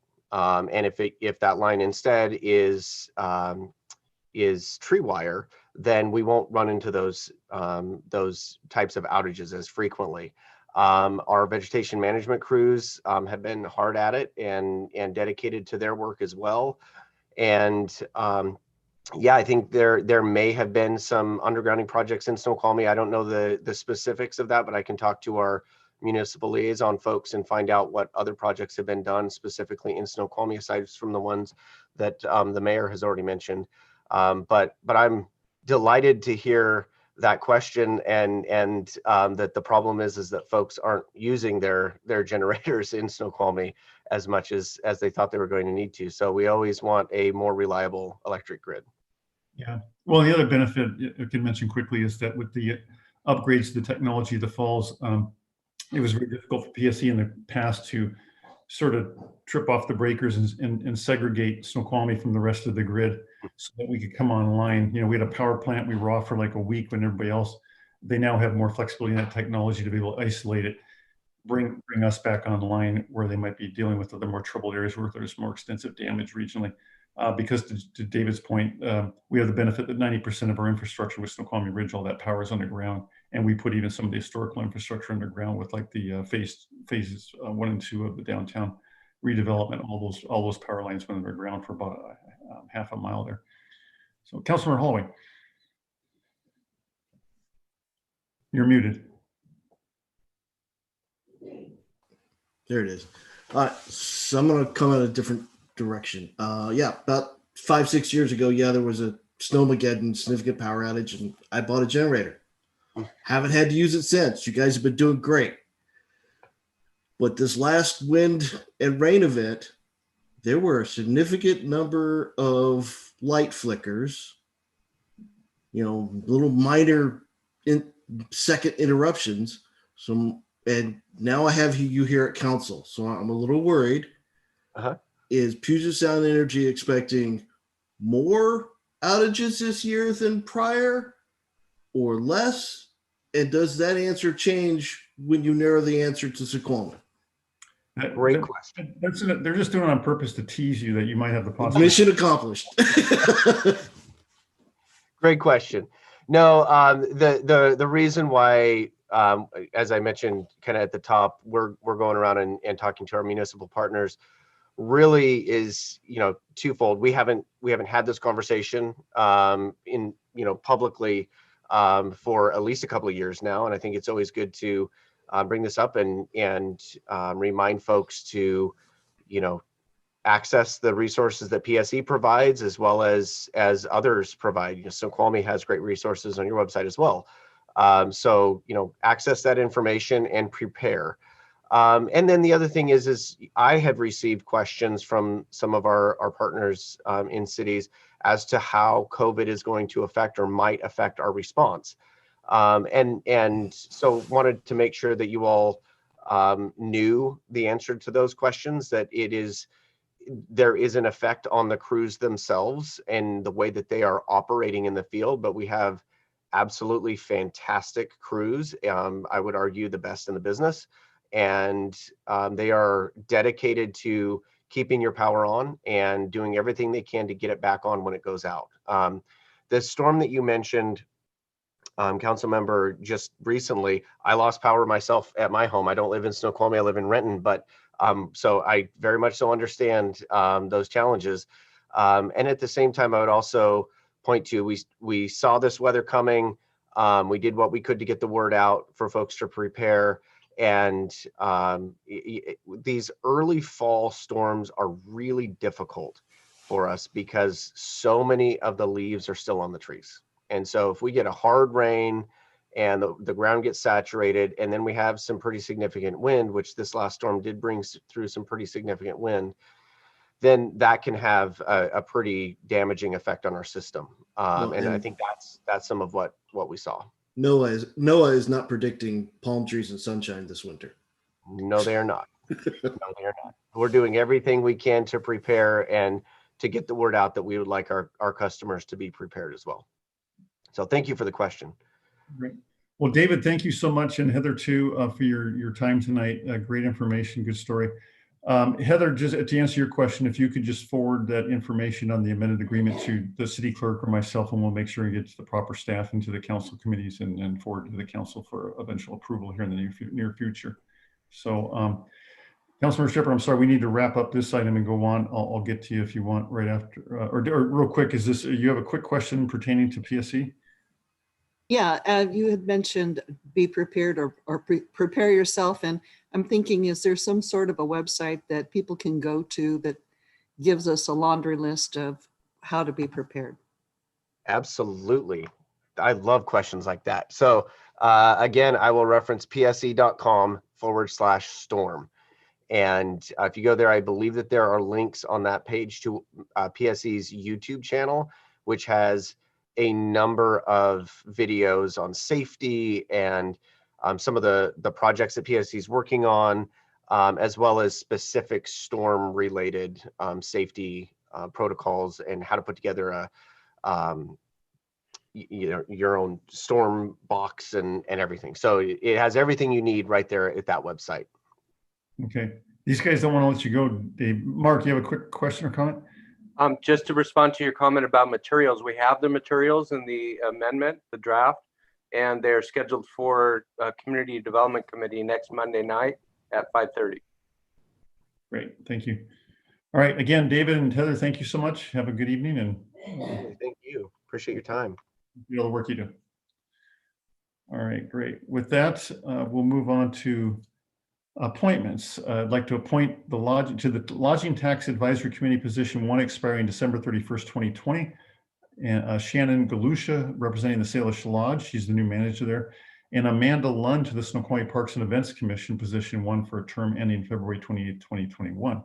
May I have a confirmation, council? Moved. I'll take second.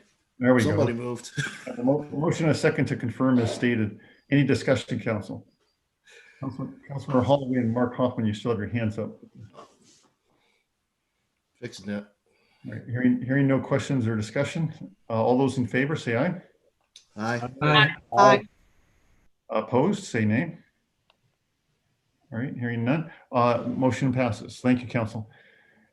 And then moving on to citizens' comments, I see we do have 3 attendees. Thanks for joining us this evening. Before I open the floor, well, I kind of read the protocol for speaking. You'll notice in the participants list there should be a raise your hand feature down toward the bottom right corner there. And if you just click on that, we'll give you an opportunity to speak. Well, let me do this before I spend time reading through all the protocols. Is there any one of the 3 attendees right now that would like to speak with public comments before we move on to the meeting? I'll give you a moment to find the raise hand feature. All right, I don't see anybody raising their hands. So with that, we'll move on to the consent agenda. All items listed below being acted by one motion. Action items include minutes for the October 12, 2020 roundtable and regular city council meeting and the October 5th special meeting of the city council. May I have a motion in a second? So moved. Second. I have a motion and a second to approve the minutes as stated. Is there any discussion, council? All right, hearing none. All those in favor say aye. Aye. Aye. Opposed say nay. All right, motion is approved. As is per protocol, we will immediately take up the approval of warrants. So if I could ask the chair of the F&A committee to please make a motion to approve the warrants. Move to approve the claims and warrants as presented. Second. You have a motion, a second to approve the warrants as presented tonight. Councilmember Mayhew. Oh, sorry, I should wait for public comment. Oh, yes, thank you. Is there any member of the public that would like to comment about the warrants tonight prior to moving on? All right, seeing no one raised their hand, go ahead, Councilmember Mayhew. Yeah, just report to the council that the F&A committee performed the procedures outlined in the council rules of procedure for the COVID emergency. The committee members reviewed the claims, asked questions about various items. All the questions were resolved to our satisfaction. And so the committee has recommended that these be approved. No other issues were brought to the attention of the committee, and I therefore call the question. Second. Okay, there's a motion and a second to call the question. All those in favor, say aye. Aye. Aye. All those opposed, say nay. Nay. Nay. Okay, I heard three nays and 4 ayes, and so I think the motion fails. So we're back to the original motion of approving the warrants. Any discussion on the warrants? Councilmember Sunwell. Yeah, I just want to make sure that I understand this correctly. A no vote on this would vote to not pay employees, correct? That's correct. Among other things. Okay. Councilmember Shepherd. Okay, so I'm still wanting to be able to see the warrants, and I'm not able to see them, and that's why Point I of order, go. Mayor, point of order. This has been resolved by Roots Council rules of procedure. This was voted on by this body. It can't be questioned by a member who just doesn't like the outcome of something already voted on by this council.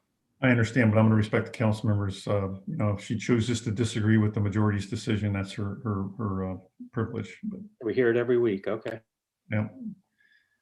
Councilmember Shepherd, anything else? Nope, that's it. All right, thank you. Any other discussion, council? All right, all those in favor say aye. Aye. Aye. Aye. Those opposed say nay. No? Okay. Motion passes 6-1. All right, moving on to Agenda Bill 20089, approve the 2020 Annual Progress Report for the City of Snoqualmie Floodplain Management Repetitive Loss Program. This will be the chair of the CDC. If you could read that in, please. Yes.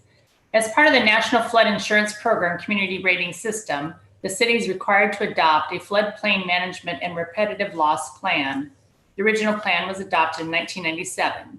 Each year, the city reviews the annual progress report to monitor the activities the city participates in to reduce flood losses and educate citizens. Move to approve the 2020 annual progress report for the City of Snoqualmie Floodplain Management and Repetitive Loss Plan. Is there a second? Second. Yeah, a motion and a second to approve Agenda Bill 20089 as stated by Councilmember Ross. Councilmember Shepherd or Councilmember Ross, did you want to say anything on this before we? I do want to say something. Was there going to be? I'm sorry. Let me. Is there any member of the public that would like to speak on this item prior to possible action? Again, if you just raise your hand in the box there. All right, seeing none, go ahead, Councilmember Ross. Okay, so our Community Development Committee, we met and reviewed this on October 5th. And also there was a public hearing on October 12th. And so what we decided to do was we would wait to review it again at our October 19th meeting and to consider the input from the public hearing.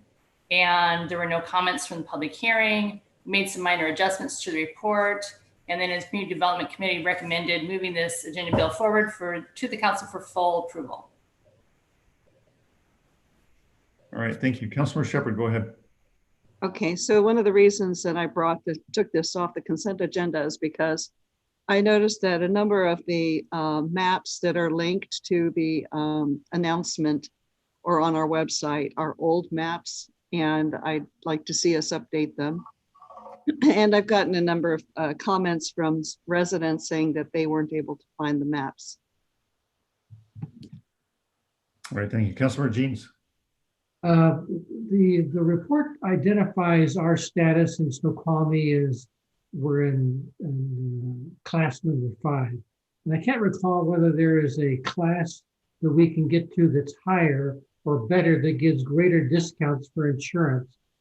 Can we aspire to get to another class, and would someone comment on whether it's achievable? Mark Hoffman, would you like to speak to that? Thanks, Mayor. Yeah, we're at a class 5 currently, similar to North Bend. There's only one better than us, and that's King County with a 3-foot freeboard. We have been aspiring to a class 4, which is a further reduction to property owners. And in some ways, we're already there. We have plenty of points. We just need some other qualifiers. Passing the flood ordinance update helps in that regard, as far as what we did with freeboard being 1 foot over. And now that we're past that, we'll do this annual plan, annual report, and then work on a short list of what items remain to apply for a class 4 at some point in 2021. And I believe that's an additional 5% savings. That's correct. Thanks. All right, seeing no one else raise their hand or any further discussion, all those in favor say aye. Aye. Aye. Those opposed say nay. All right, motion passes unanimously. With that, we will move on to reports. Is there any further report for Parks and Public Works Committee? None other than just going back to discussing utility rates, but yeah, nothing. Very good. Community Development Committee report. No further report. Finance Administration Committee report. No further report. Public Safety Committee. We're good. All right, moving on to Committee of the Whole. Let's go ahead and, Sergey, if you could pull up the slide that you had and pick it up where we left off. And Bob, we'll again pick it up with you. We had Councilmember Lassay weighing in on the in terms of how to structure the rates. First option at the top, basically a flat rate throughout all 6 years at 2.72%. Councilmember Holloway was lobbying for option 3 with the 1% in the first year, and Councilmember Ross with the 0% of that. Holloway was compromising on option 3. I understand. I appreciate that. I guess I can, since we're on me, I can go with option 3. All right. I'll encourage the remaining 3 council members to maybe weigh in to see if we're trending in a particular direction here. Councilmember Mayhew. Yeah, I agree. Sorry, I just want to, I apologize I wasn't clear earlier. I hope we can all get behind in the future looking at ways to help folks with lower incomes with the whole bill. I think there are things we could do, and I really hope that we'll take that up in the future. All I meant was that we couldn't do anything about that sort of a proposal tonight. With regard to tonight, I strongly agree with the argument that Councilmember Ross made. I think giving some reprieve to our residents. I think this COVID emergency is being felt widely across our community, and giving 1 year of reprieve, I think, would be very welcome. So I support option number 2. All right, thank you. Well, the remaining 2 council members, if you could weigh in. I'll jump in. I'm not going to fall over my sword on any of these. I just think I don't have any evidence to suggest that our community specifically is suffering greatly. Now, please, somebody in YouTube is probably freaking out right now because they're hurting. That's not to say there are not people that are hurting, but when you tell me after this global disaster, we have 5% more people that are receiving assistance or asking for assistance than we normally do, we're a community, I suspect, that is less impacted by this. $4.34 is likely to not throw anyone else over the edge. Just feels like a hand wave, sort of a government giveaway to make everyone feel good. And I don't think 434 is going to make anybody feel good. The problem is that's 434 for any one given household. Multiply that by the households, and that is a significant impact to the city. And that's why I'm supportive of even this out. I do not like the number 3 in front of a percentage increase. I like the number 2. And I think that's defensible. It sounded like you were going with the number 1 there with Yes, number 1. The number 1. Okay. Yeah, perfect. Because now it's a tie, 2-2-2. 2 for number 1, 2 for number 2, and 2 for number 3. Councilmember Shepherd, you have the enviable position of maybe tipping in one direction or the other. Well, one of the things that I'm looking at these numbers and wondering, yeah, I'm not muted, wondering what assumptions are being made as far as bond debt behind these numbers. And like $4.34 per month is $40, $50 a year. For our household, that's not a major problem. I think for some households, what they're already paying is really a hardship. So I would like us to work harder before we agree to this at changing how we are charging by the blocks. So I feel that while other council members think that's somewhere in the future, sometimes those futures never happen. And I would like to press for that future to be first before we talk about these numbers, knowing what we're going to talk about as far as what the bond debt is going to be behind this. Point right. of order, Mayor. The bond debt assumption is the same across all 3 options. It is, right. So it's really an entirely different question, and I think it's a fantastic conversation to have, and I think we intend to have it, but I don't think it's really relevant to philosophically sort of picking or giving some direction to the administration on how you see the cost should be allocated. Whatever percentages they are, should they be spread over the 6 years? Should they be all backloaded on the remaining 5 years and do no increases in next year, or should it be just a modest minor increase next year and then flatten it out for the remaining 5 years? So the percentages are less relevant, the precise percentages at this point, than just giving direction on that overall. So Councilmember Shepherd, if you don't want to weigh in and try to influence that direction, that's fine. We'll just see if maybe someone else wants to, if you're not real hard set on your first choice, maybe you could say, well, hey, to maybe move it, I'll go with my second. Councilmember Ross had her hand up, and then I'll go to Councilmember Holloway and then Sunwell. So are we basing all of this information on option 2? Because I don't necessarily agree with portions of option 2. Sergey, correct me if I'm wrong, but this is based on the Public Works Committee's recommended option, hybrid option 2B, if you want to call it that, right? Correct? That's correct. So one of the things, like a couple of things, some of the projects that are not in option 2, that are in option 1 and the preferred option is, for instance, Riverwalk Water Quality and Conveyance Project. And if you read the write-up, it says it provides water quality treatment to a section of Southeast Park Street. Without the treatment, harmful pollution from the street can release into the Snoqualmie River and damage ecology. And when you have a write-up like that, how can you decide not to do that for 6 years? So that's one of them. Then you have Northern Street Culvert Project. 25 homes are impacted, or they are restricted during flood events. And it also provides fish, it's a culvert project, so also provides fish passage, which is also a requirement now by regulation that we have to do. And so are we going to tell those 25 homes that we're still not going to fix that huge slump in the road for another 6 years? So I think there's several different projects that are written up like, boy, this has to be fixed.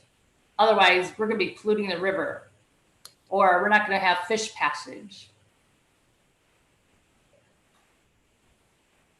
Well, and I think in regards to the culvert, in discussions with King County, they had a different opinion of the impact of that culvert. And I think that opinion rolling in reflects what you get here.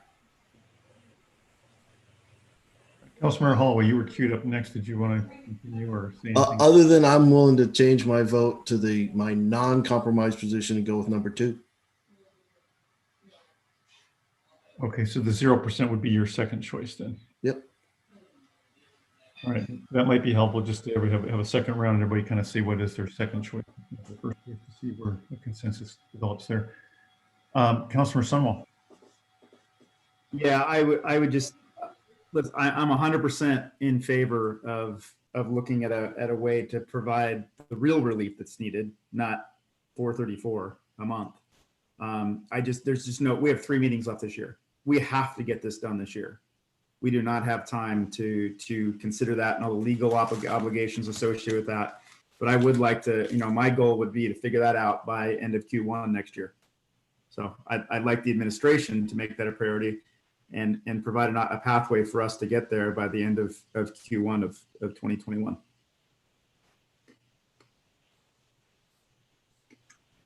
All right, any other,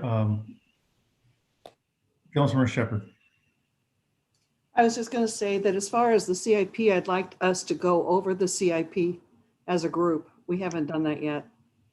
And until I know what, that we've had that conversation, and I think this is all built on the assumption that certain things will happen, then, I'm not ready to approve this.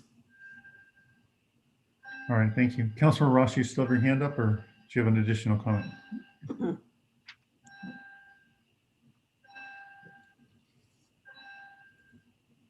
All right, Councilor Summel, go ahead. It's only on topic, I think, because Councilmember Shepherd brought it up. We started going down the path of going down every project at the last committee meeting. And guess what? None of us on this council have any idea what should or shouldn't be done. Not one of us could name half the projects that have to be done for this city to survive. And so at some point, I guess we want to do it for funsies, but at some point we have to trust that the professionals that run this city and operate this city know what needs to be done. Councilor Mayhew. Yeah, I completely agree with Councilmember Sunwall's comment that he just made. I think we all have to recognize, look, in our private lives, we manage a lot of things. On the city council, we're not managers and we're not engineers. We're not the type, even if we are an engineer, we're not the type of engineer it takes to run a utility system. So the notion that we're going to go through project by project and make better decisions than our professionals and the advisors that they brought in, I think is, and I'm not saying that any of you suggested that, I'm just saying that's not a thing that makes any sense to me. I think we've got to set policy, and my own review of this was to try and understand what were the differences between these different proposals, what projects were in or out, and what sort of a policy decision did that imply. And I'm satisfied at this point that the things they've added or subtracted between option 1, 2, and 3 made sense to me at a policy level. And I trust the work that the Parks and Public Works Committee has done to look at this and their ongoing work with that department. And I think that coming with an option 2 proposal, which says we're not going to do the bare minimum, which means if anything, I think Councilmember Sunwall said it better earlier, that sort of exposes us.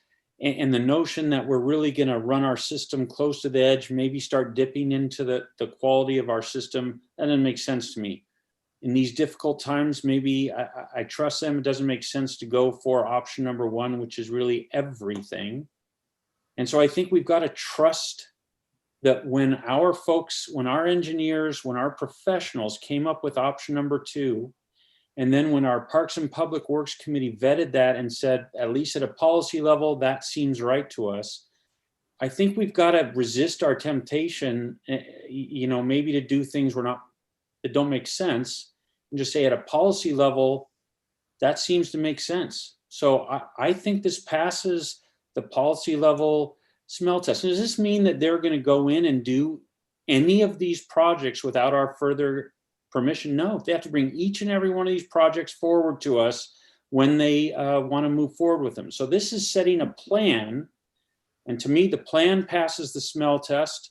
I think it's appropriate what Parks and Public Works Committee has recommended. I think we need to trust our fellow council members on that committee, trust our staff, and look at this number 2. And I think it's just down to figuring out, which of the financing methods is the right policy for us to follow at this time. So I think it's important to note that there's some 35 projects or whatever on the CIP list. We'd need a little more than 3 weeks to probably go through those thoroughly if that's what the council wanted to do. So we're not going to get to the landing point going that direction. But by approving a rate schedule over 6 years and whatnot, isn't saying, giving a green flag and a carte blanche to the administration for all those projects. Each one of those is going to have to come back for council approval and review. And so there's nothing being sort of hidden here. And if at the time those come forward, there's some concerns, serious concerns about whether that's a viable or really necessary project or not, that can be revisited. And although we think, like other communities, and for the sake of a bond rating, having a 6-year plan is beneficial. It doesn't mean you can't make adjustments year to year on that plan. Councilmember Jeans and then Councilmember Ross. Councilmember Jeans, you were, just for the sake of the entire group to see if we can get some movement tonight. As you know, Councilmember Holloway was saying his compromise was option 3 with the 1%. I think he was trying to be accommodating what perhaps he perceived to be the majority. Just to let folks know, when he started this conversation with the Parks and Public Works Committee, he was looking for 2 years of 0%. So I know his preference is probably option 2. So that means right now I have Holloway, Ross, and Mayhew at number 2, which means that's the way it's trending right now. So one tie is being broken. Councilmember Jeans. Brian, Bernie Sanders, Holloway.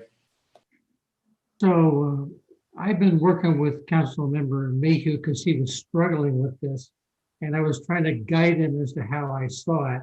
And he expressed exactly how I felt just a few moments ago. So I am agreeing with Councilmember Mayhew on the second option, which was the option of the Parks and Public Works Committee. Okay, so that right now is trending 4 council members or a majority with option 2, which is the 0% first year and then 3%, just north of 3% for the subsequent 5 years. No, Just to confirm, that's Councilmember Holloway number 2, option 2, Ross number 2, Jeans number 2, and Mayhew number 2. Councilmember Lasay or Sunwell, I'll toss it back to you. Do you have heartburn about that, or? Well, I am glad that there wasn't going to be irony around Brian approving a 1% increase. Listen, I said earlier I wasn't going to fall on my sword of this. I like there to be unanimity, and so I wouldn't support the 1 because that doesn't accomplish anything. We're either going to tell people we're listening, or I don't want to tell them we're half listening. So I can support the 0. It's not my favorite, but I'll just blame everybody else. Yeah, we do know that there's 3 council members for sure going to be here in some of these subsequent years. And so any increases you do not do now is going to push more of that load for those that have to make the decision in the future. And so it's worth noting that Councilmembers Ross, Sunwell, and Mayhew are willing to, I guess, face those little bit of a higher increases in subsequent years by taking the 0 now. That'll be on them. Councilmember Ross. And I'm okay with the CIP option 2, knowing that we're flexible on the projects, that as they come up, we could substitute if needed on some of those. Yeah, and go ahead, Councilmember Lasay, and then Councilmember Lasay. Well, I'll just, while I think the Parks and Public Works Committee recommended option is the best option for the city, I'm not going to object to moving forward with a 0 increase in 2021. All right, thank you. That's helpful. All right, so we have a no fall on our sword, and Councilmember Lasay. So it seems like everybody's comfortable. It's trending in the direction of number 2, and so that's what we will bring back for preparation. Just so you know, my perspective, although I'm recommending number 1, I frankly am very pleased. I think it's been a very fruitful conversation with Parks and Public Works. Any one of these choices, frankly, is a recognition that we need to be proactive. That comparative chart sure shows some of those communities at the top having some of the highest rates, but they're also communities with some of the infrastructure that's in the worst shape of many cities. And it's a cautionary tale of what can happen if you fall behind, as we did in this city many years ago and 15 years ago, had to again do this very painful catching up in addition to keeping up. And that's why we had these, percentage increases as high as you saw in some of these utilities of 17%, really benefiting from finally curbing that. I think Bob and Brian can confirm that these are the lowest increases that we've been facing for over a decade and a half. So it's kind of a good news story in that regard. The timing is good given the challenges with the economy and everything right now.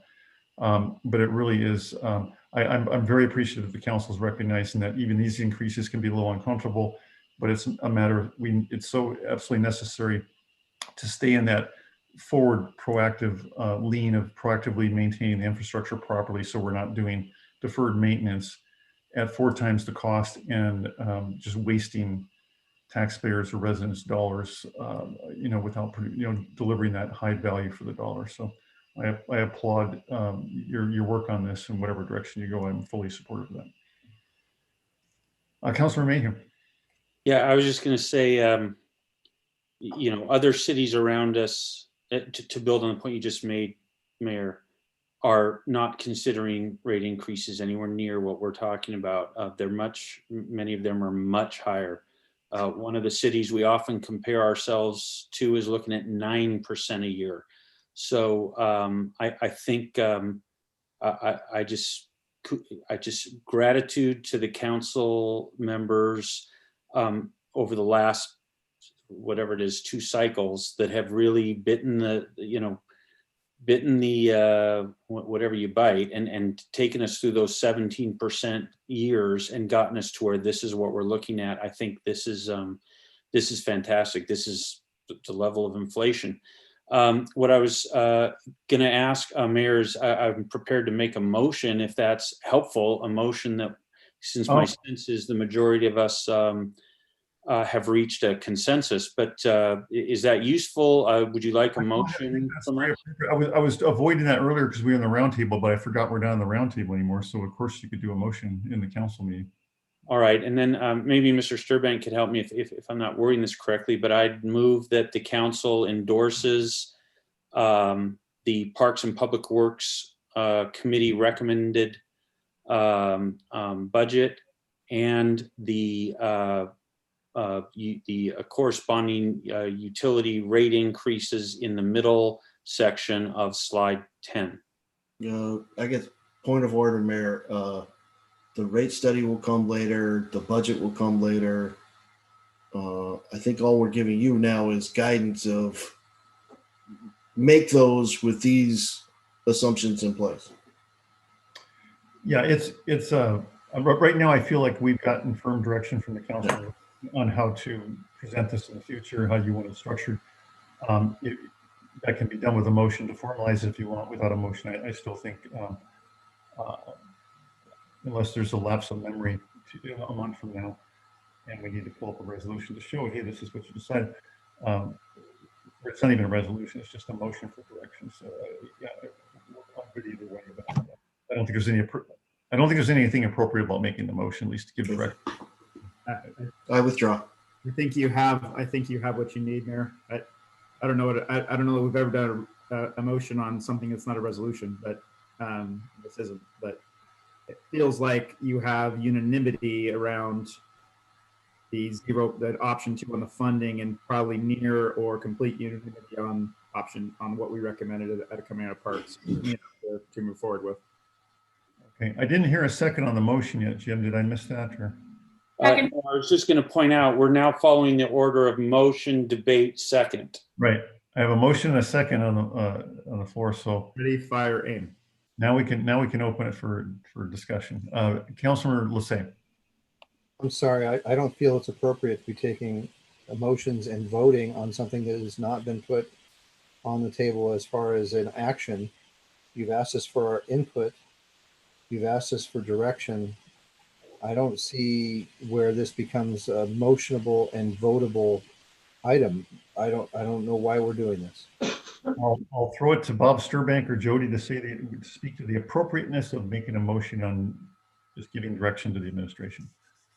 Well, certainly, if I can jump in, Mayor, the council can adopt a motion that expresses its preference for what you are going to present to them in the mayor's recommended budget. I mean, Councilmember Lassay is correct. It's not a binding vote at this point. You haven't put the budget in front of them. The council hasn't adopted either the budget or a rate ordinance, and this isn't that vote. On the other hand, it's just an oral motion that has folks voting on what their preference is that they'd like to see you bring back.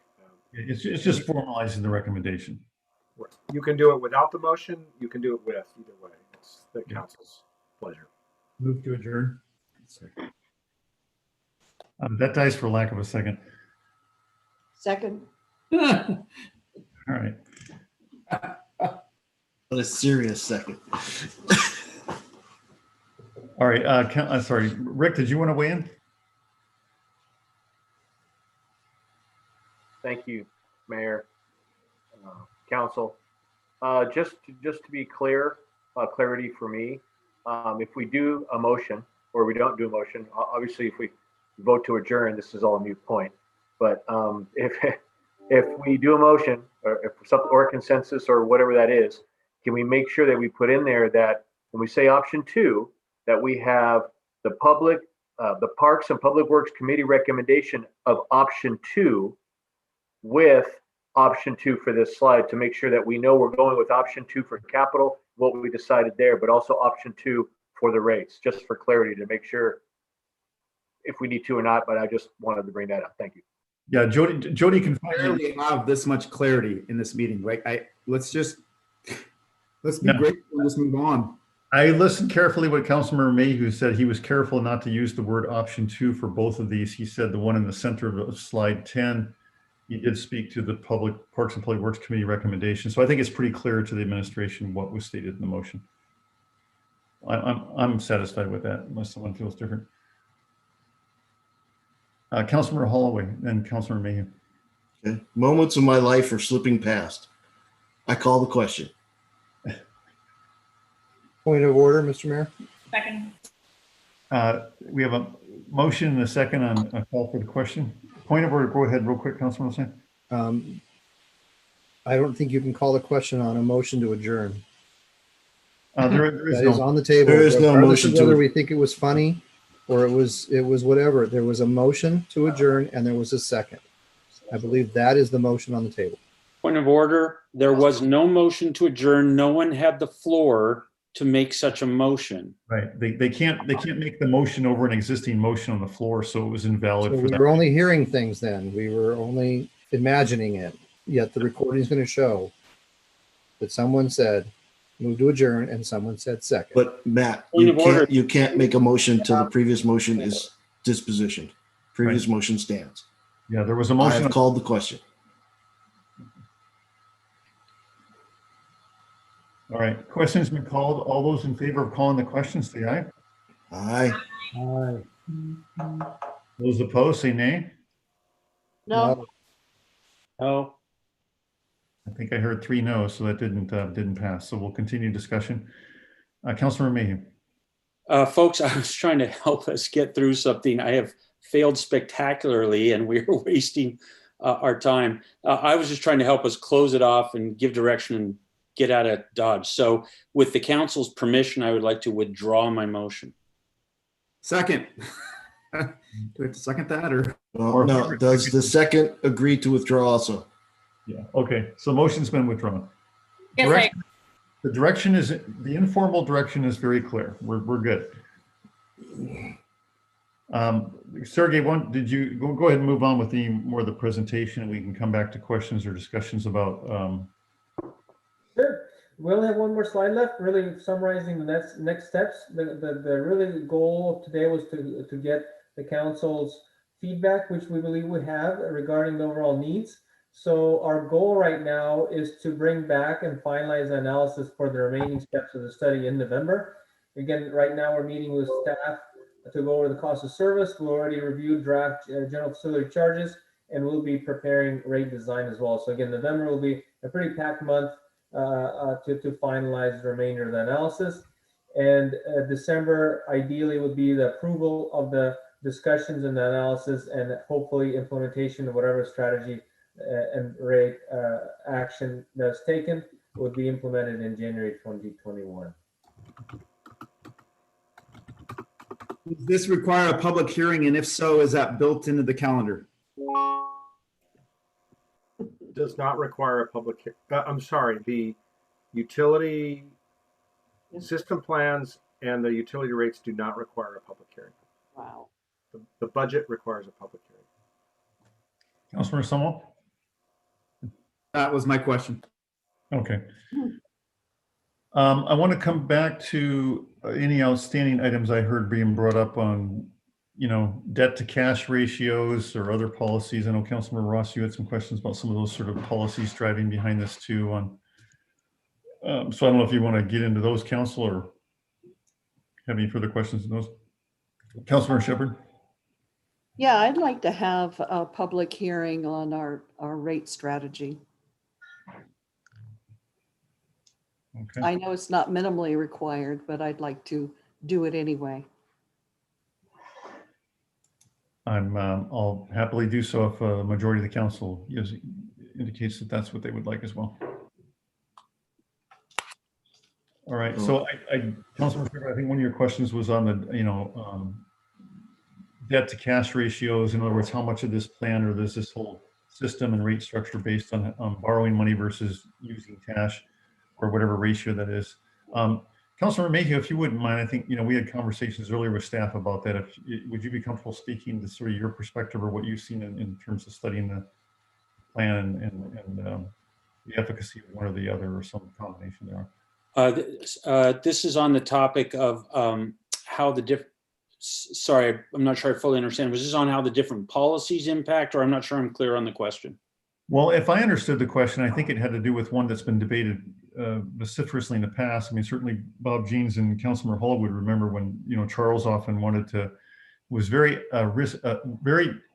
debt adverse, didn't want to ever borrow money. And, we went into a system where, as we did the significant bond to raise money to get a lot of these projects and infrastructure done. So I thought the questions I heard come up a little earlier had to do with the comfort level, or what is the philosophy and approach to debt versus cash, paying for things in cash as we go, or paying for a lot of the infrastructure using bonds or debt, and the efficacy of the benefits or pros and cons of either one of those approaches or a combination thereof.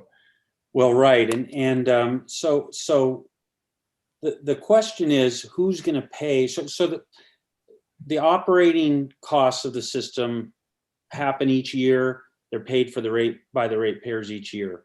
So it's really these capital costs that for these things are going to last a long time. And it comes down to this: who's going to pay for that?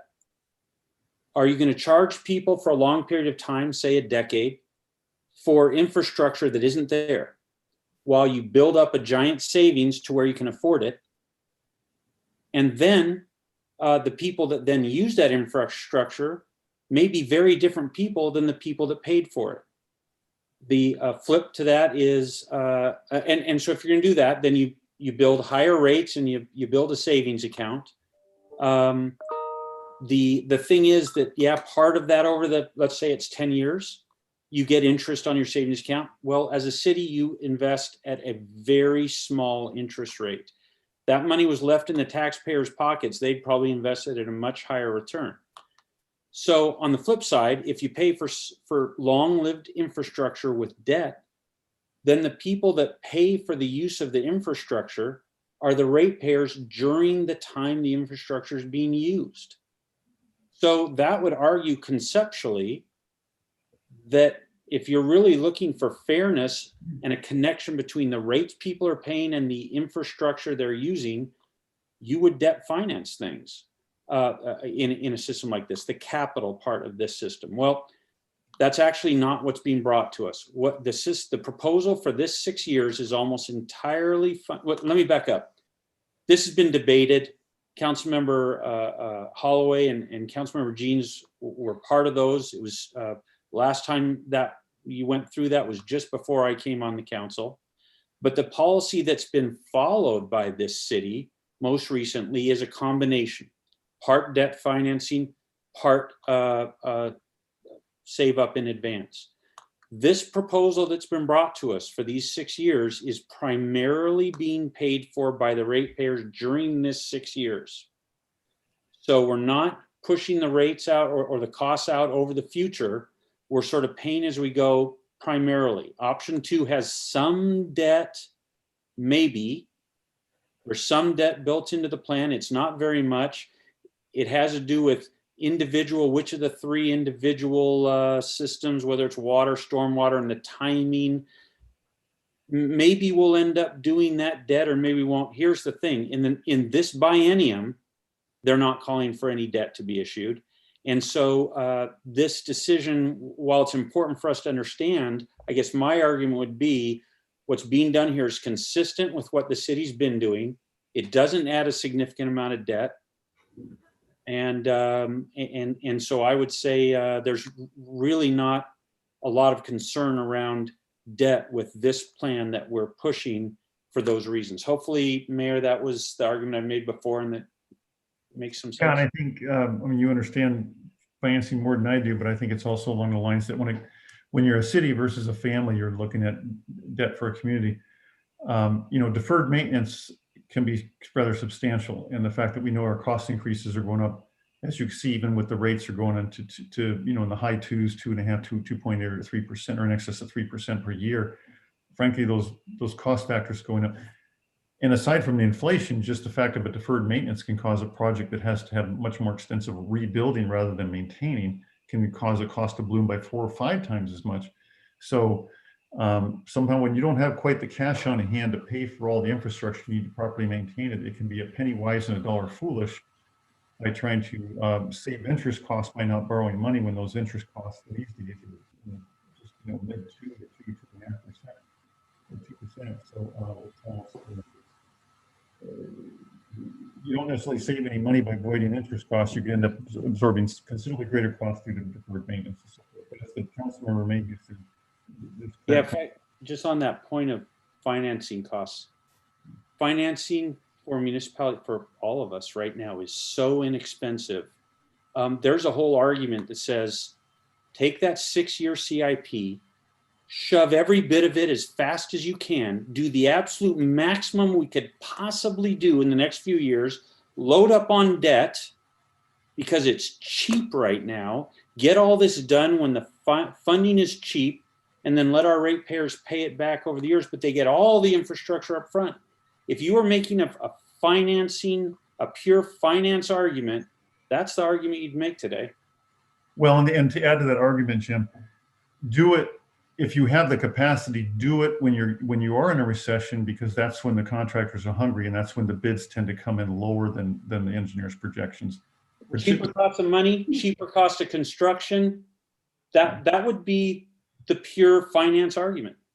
Yeah, Councilmember Holloway and Councilmember Ross, and then Councilmember Shepherd. I was about to put my hand down because I think we've talked it too much, but you need to take what we were talking about a level deeper. There's operational debt. As things wear, you need to replace them, or as efficiency comes on, you need to replace them.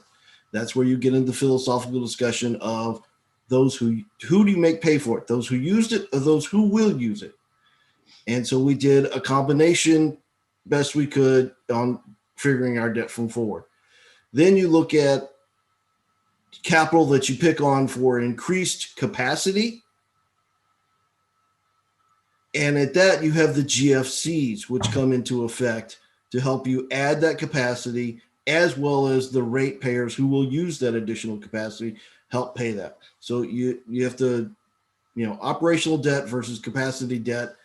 And again, who pays? It really is, what's the balance between those who used and those who will use? I'm done. And as a policy, the term of the debt never exceeds the life of the capital investment. So Councilor Ross. Well, you also mentioned earlier about the financial policies. And so there's already financial policies in place that we're using for our current debt. And it includes our operating reserve, utility capital contingency reserve. Sergey, can you jump to that slide? I think it's in the appendix there that was included in the packet. Sure, 1 second. Like slide 8. Oh, used to be right there. And so these are things that we're already doing for our current debt. And so this is something that with future debt that we would also continue to do so that we're always covered and that we always have, you know, the right amount of cash on hand, and also continue with our, whatever, like a AA rating or whatever, because of the financial policies that we have in place. Yeah, so these are the fiscal policy assumptions built into all the rates that you've been reviewing so far and the options reviewed so far that the FCS group or Sergey and his group and the staff have developed. And it's not a significant departure from what has been hammered out and done with past councils and conversations around these issues in terms of what should be appropriate, you know, contingency reserves and operating reserves and debt coverage and so forth. Councilmember Shepherd. Okay, so I'm looking at what happened in 2017 for our biennial for 2018, 2019, or 2019, 2020. We were supposed to have 2 batches of bond debt that we were going to issue for that period. We ended up doing one for more than half of what we were supposed to do for the total period. We were going to do the first batch as 25 million, and we ended up doing something closer to 35 million. The interest rate that we have currently on that 35 million is 5%. That 5% was not an especially low interest rate. It's not exceptionally high as far as municipal bonds go, but it's not zero. So we're not going to get something close to zero. We're probably going to get something that's closer to 3 or 4% if it goes down. So I'm not sure. I know that in the news, it sounds like everything is really rock bottom, you know, bargain basement pricing as far as getting bond debt. But on top of that, the capital improvement plan, we have not gone through what we had planned to do as of 2017. Where are we now as far as what we were planning to do and what we accomplished? And what I'd like to have is that kind of information before we start approving what our rates are going to be. That's basically going to service that, whatever amount of debt that was. That plan in 2017 was a very high proportion of bond debt for the overall cost. And what I would like to know is what is our proportion of what we're planning to spend is going to be funded by debt. We don't have that information. Yeah, I'd invite the staff or Robert or Sergey to respond to some of the comments about the percentages or whatnot, or if they'd like. Councilor, Go ahead. oh, go ahead, Sergey. Yeah, so looking at the 6-year period, I can give it to you by utility. I would have to do a couple of calculations if you'd like to do it on the combined basis. So strictly focusing on the 6-year period, I can answer that question in terms of what share of costs are debt related. For the water utility, we're forecasting, again, this is a forecast, and it will be revisited the closer you get to it, but that's kind of the best information we can go with. It's about 20% of your total capital in the 6-year plan, or 20 through 26, I guess, since we're still in 20, will be funded through debt. So that debt is assumed in 2025. So in the water utility, we're not forecasting a need for any new debt service until 2025, and that is approximately 25% of the total plan to be funded by debt.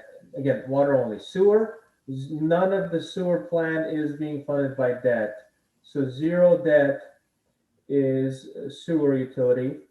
And then finally, stormwater, selecting the committee's recommendation, we're estimating two issuances to occur within the 6-year period, about $7 million out of 16, so 40, close to 45% on the stormwater utility. So in the aggregate is well below 30%. 30%, again, I'm just going high level numbers. I can do a calculation if you like.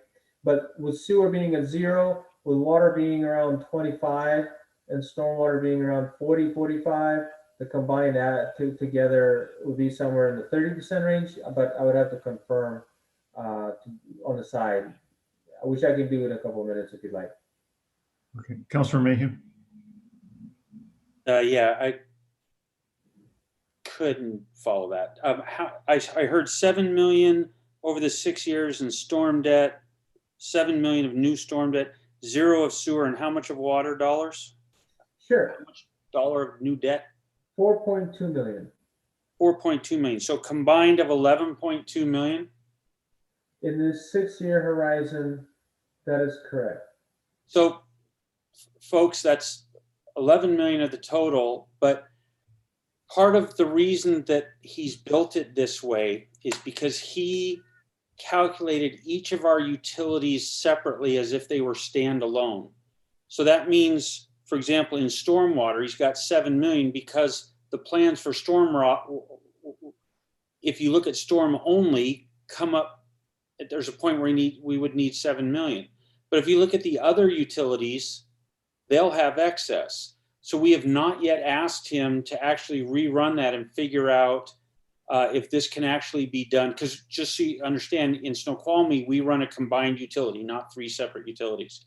So there is more time for us to look at whether we would need any debt at all for this 6-year plan. But at most, he's talking about a little over 11 million. So there's definitely no debt for the next 2 years for the biennium that we're going into. So nothing is near term on that. And I think we should ask him to, look at some other scenarios for us. But I would say, in my view, it's not clear that we'll need to issue any debt at all to get through this. So I just want to, since we have legal available, again, our recommendation is always to be self-sufficient utilities. I understand from a financial perspective, they're all under one utility accounting principle. The issue that could come up is that we're using water sewer funds to pay for stormwater projects, technically cash generated from those sources to be paying for that. And I really like to make sure legally we're comfortable doing that. If that's the case, then I guess we can proceed with that. But I will caution, just because, again, we're trying to make sure each service is paying for its expense, and if we're getting out of the utility realm, it could be a concern. Yeah, and Bob, you want to speak to that real quick? sure. Legally, many years ago, the city council combined the utilities so that they are not, as Councilmember Mayhew pointed out, they're not standalone.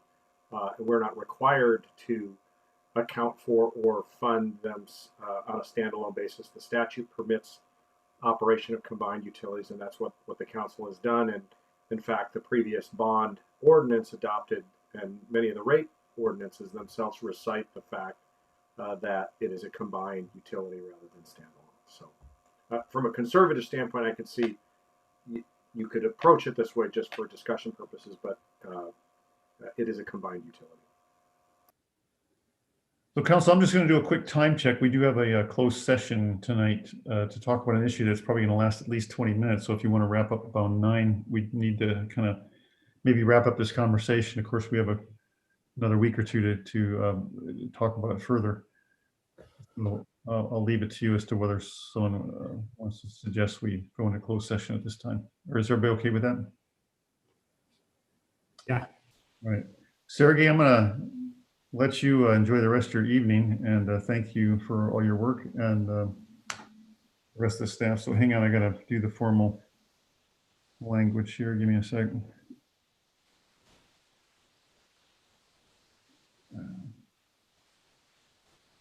So at this time, we'll be we're adjourning the regular meeting. There will be no action following, so we're going to adjourn the regular meeting and call a closed session regarding collective bargaining pursuant to RCW 42.30.140, section 4B. I asked that Rick Rudemecken and Bob Sturbank remain behind with the city council. Just to make sure everybody gets into the proper link, but I don't know if Mark or Kevin or Mark Gerken or Kevin or someone wants to jump in. I know there was a link in my calendar, or there's an executive session link that's usually embedded in everybody's calendar, but I think there was a separate one that you wanted everybody to use, Mark or Kevin, that was sent out. It's the same link. It's the same link. Okay. So yeah, just use that executive session link that's in your calendar, or use the one that was sent out to you later this afternoon. And so we'll have Mayor, Jimmy just sent an update, so everybody should have in their inbox right now an update of the link. Perfect. Thank you, Councilman Lissay. So if everybody could just have a good night to all those that get to go home and enjoy their families, and we'll see the council and Rick and Bob back in the executive or this closed session in just a moment. Thank you for your time.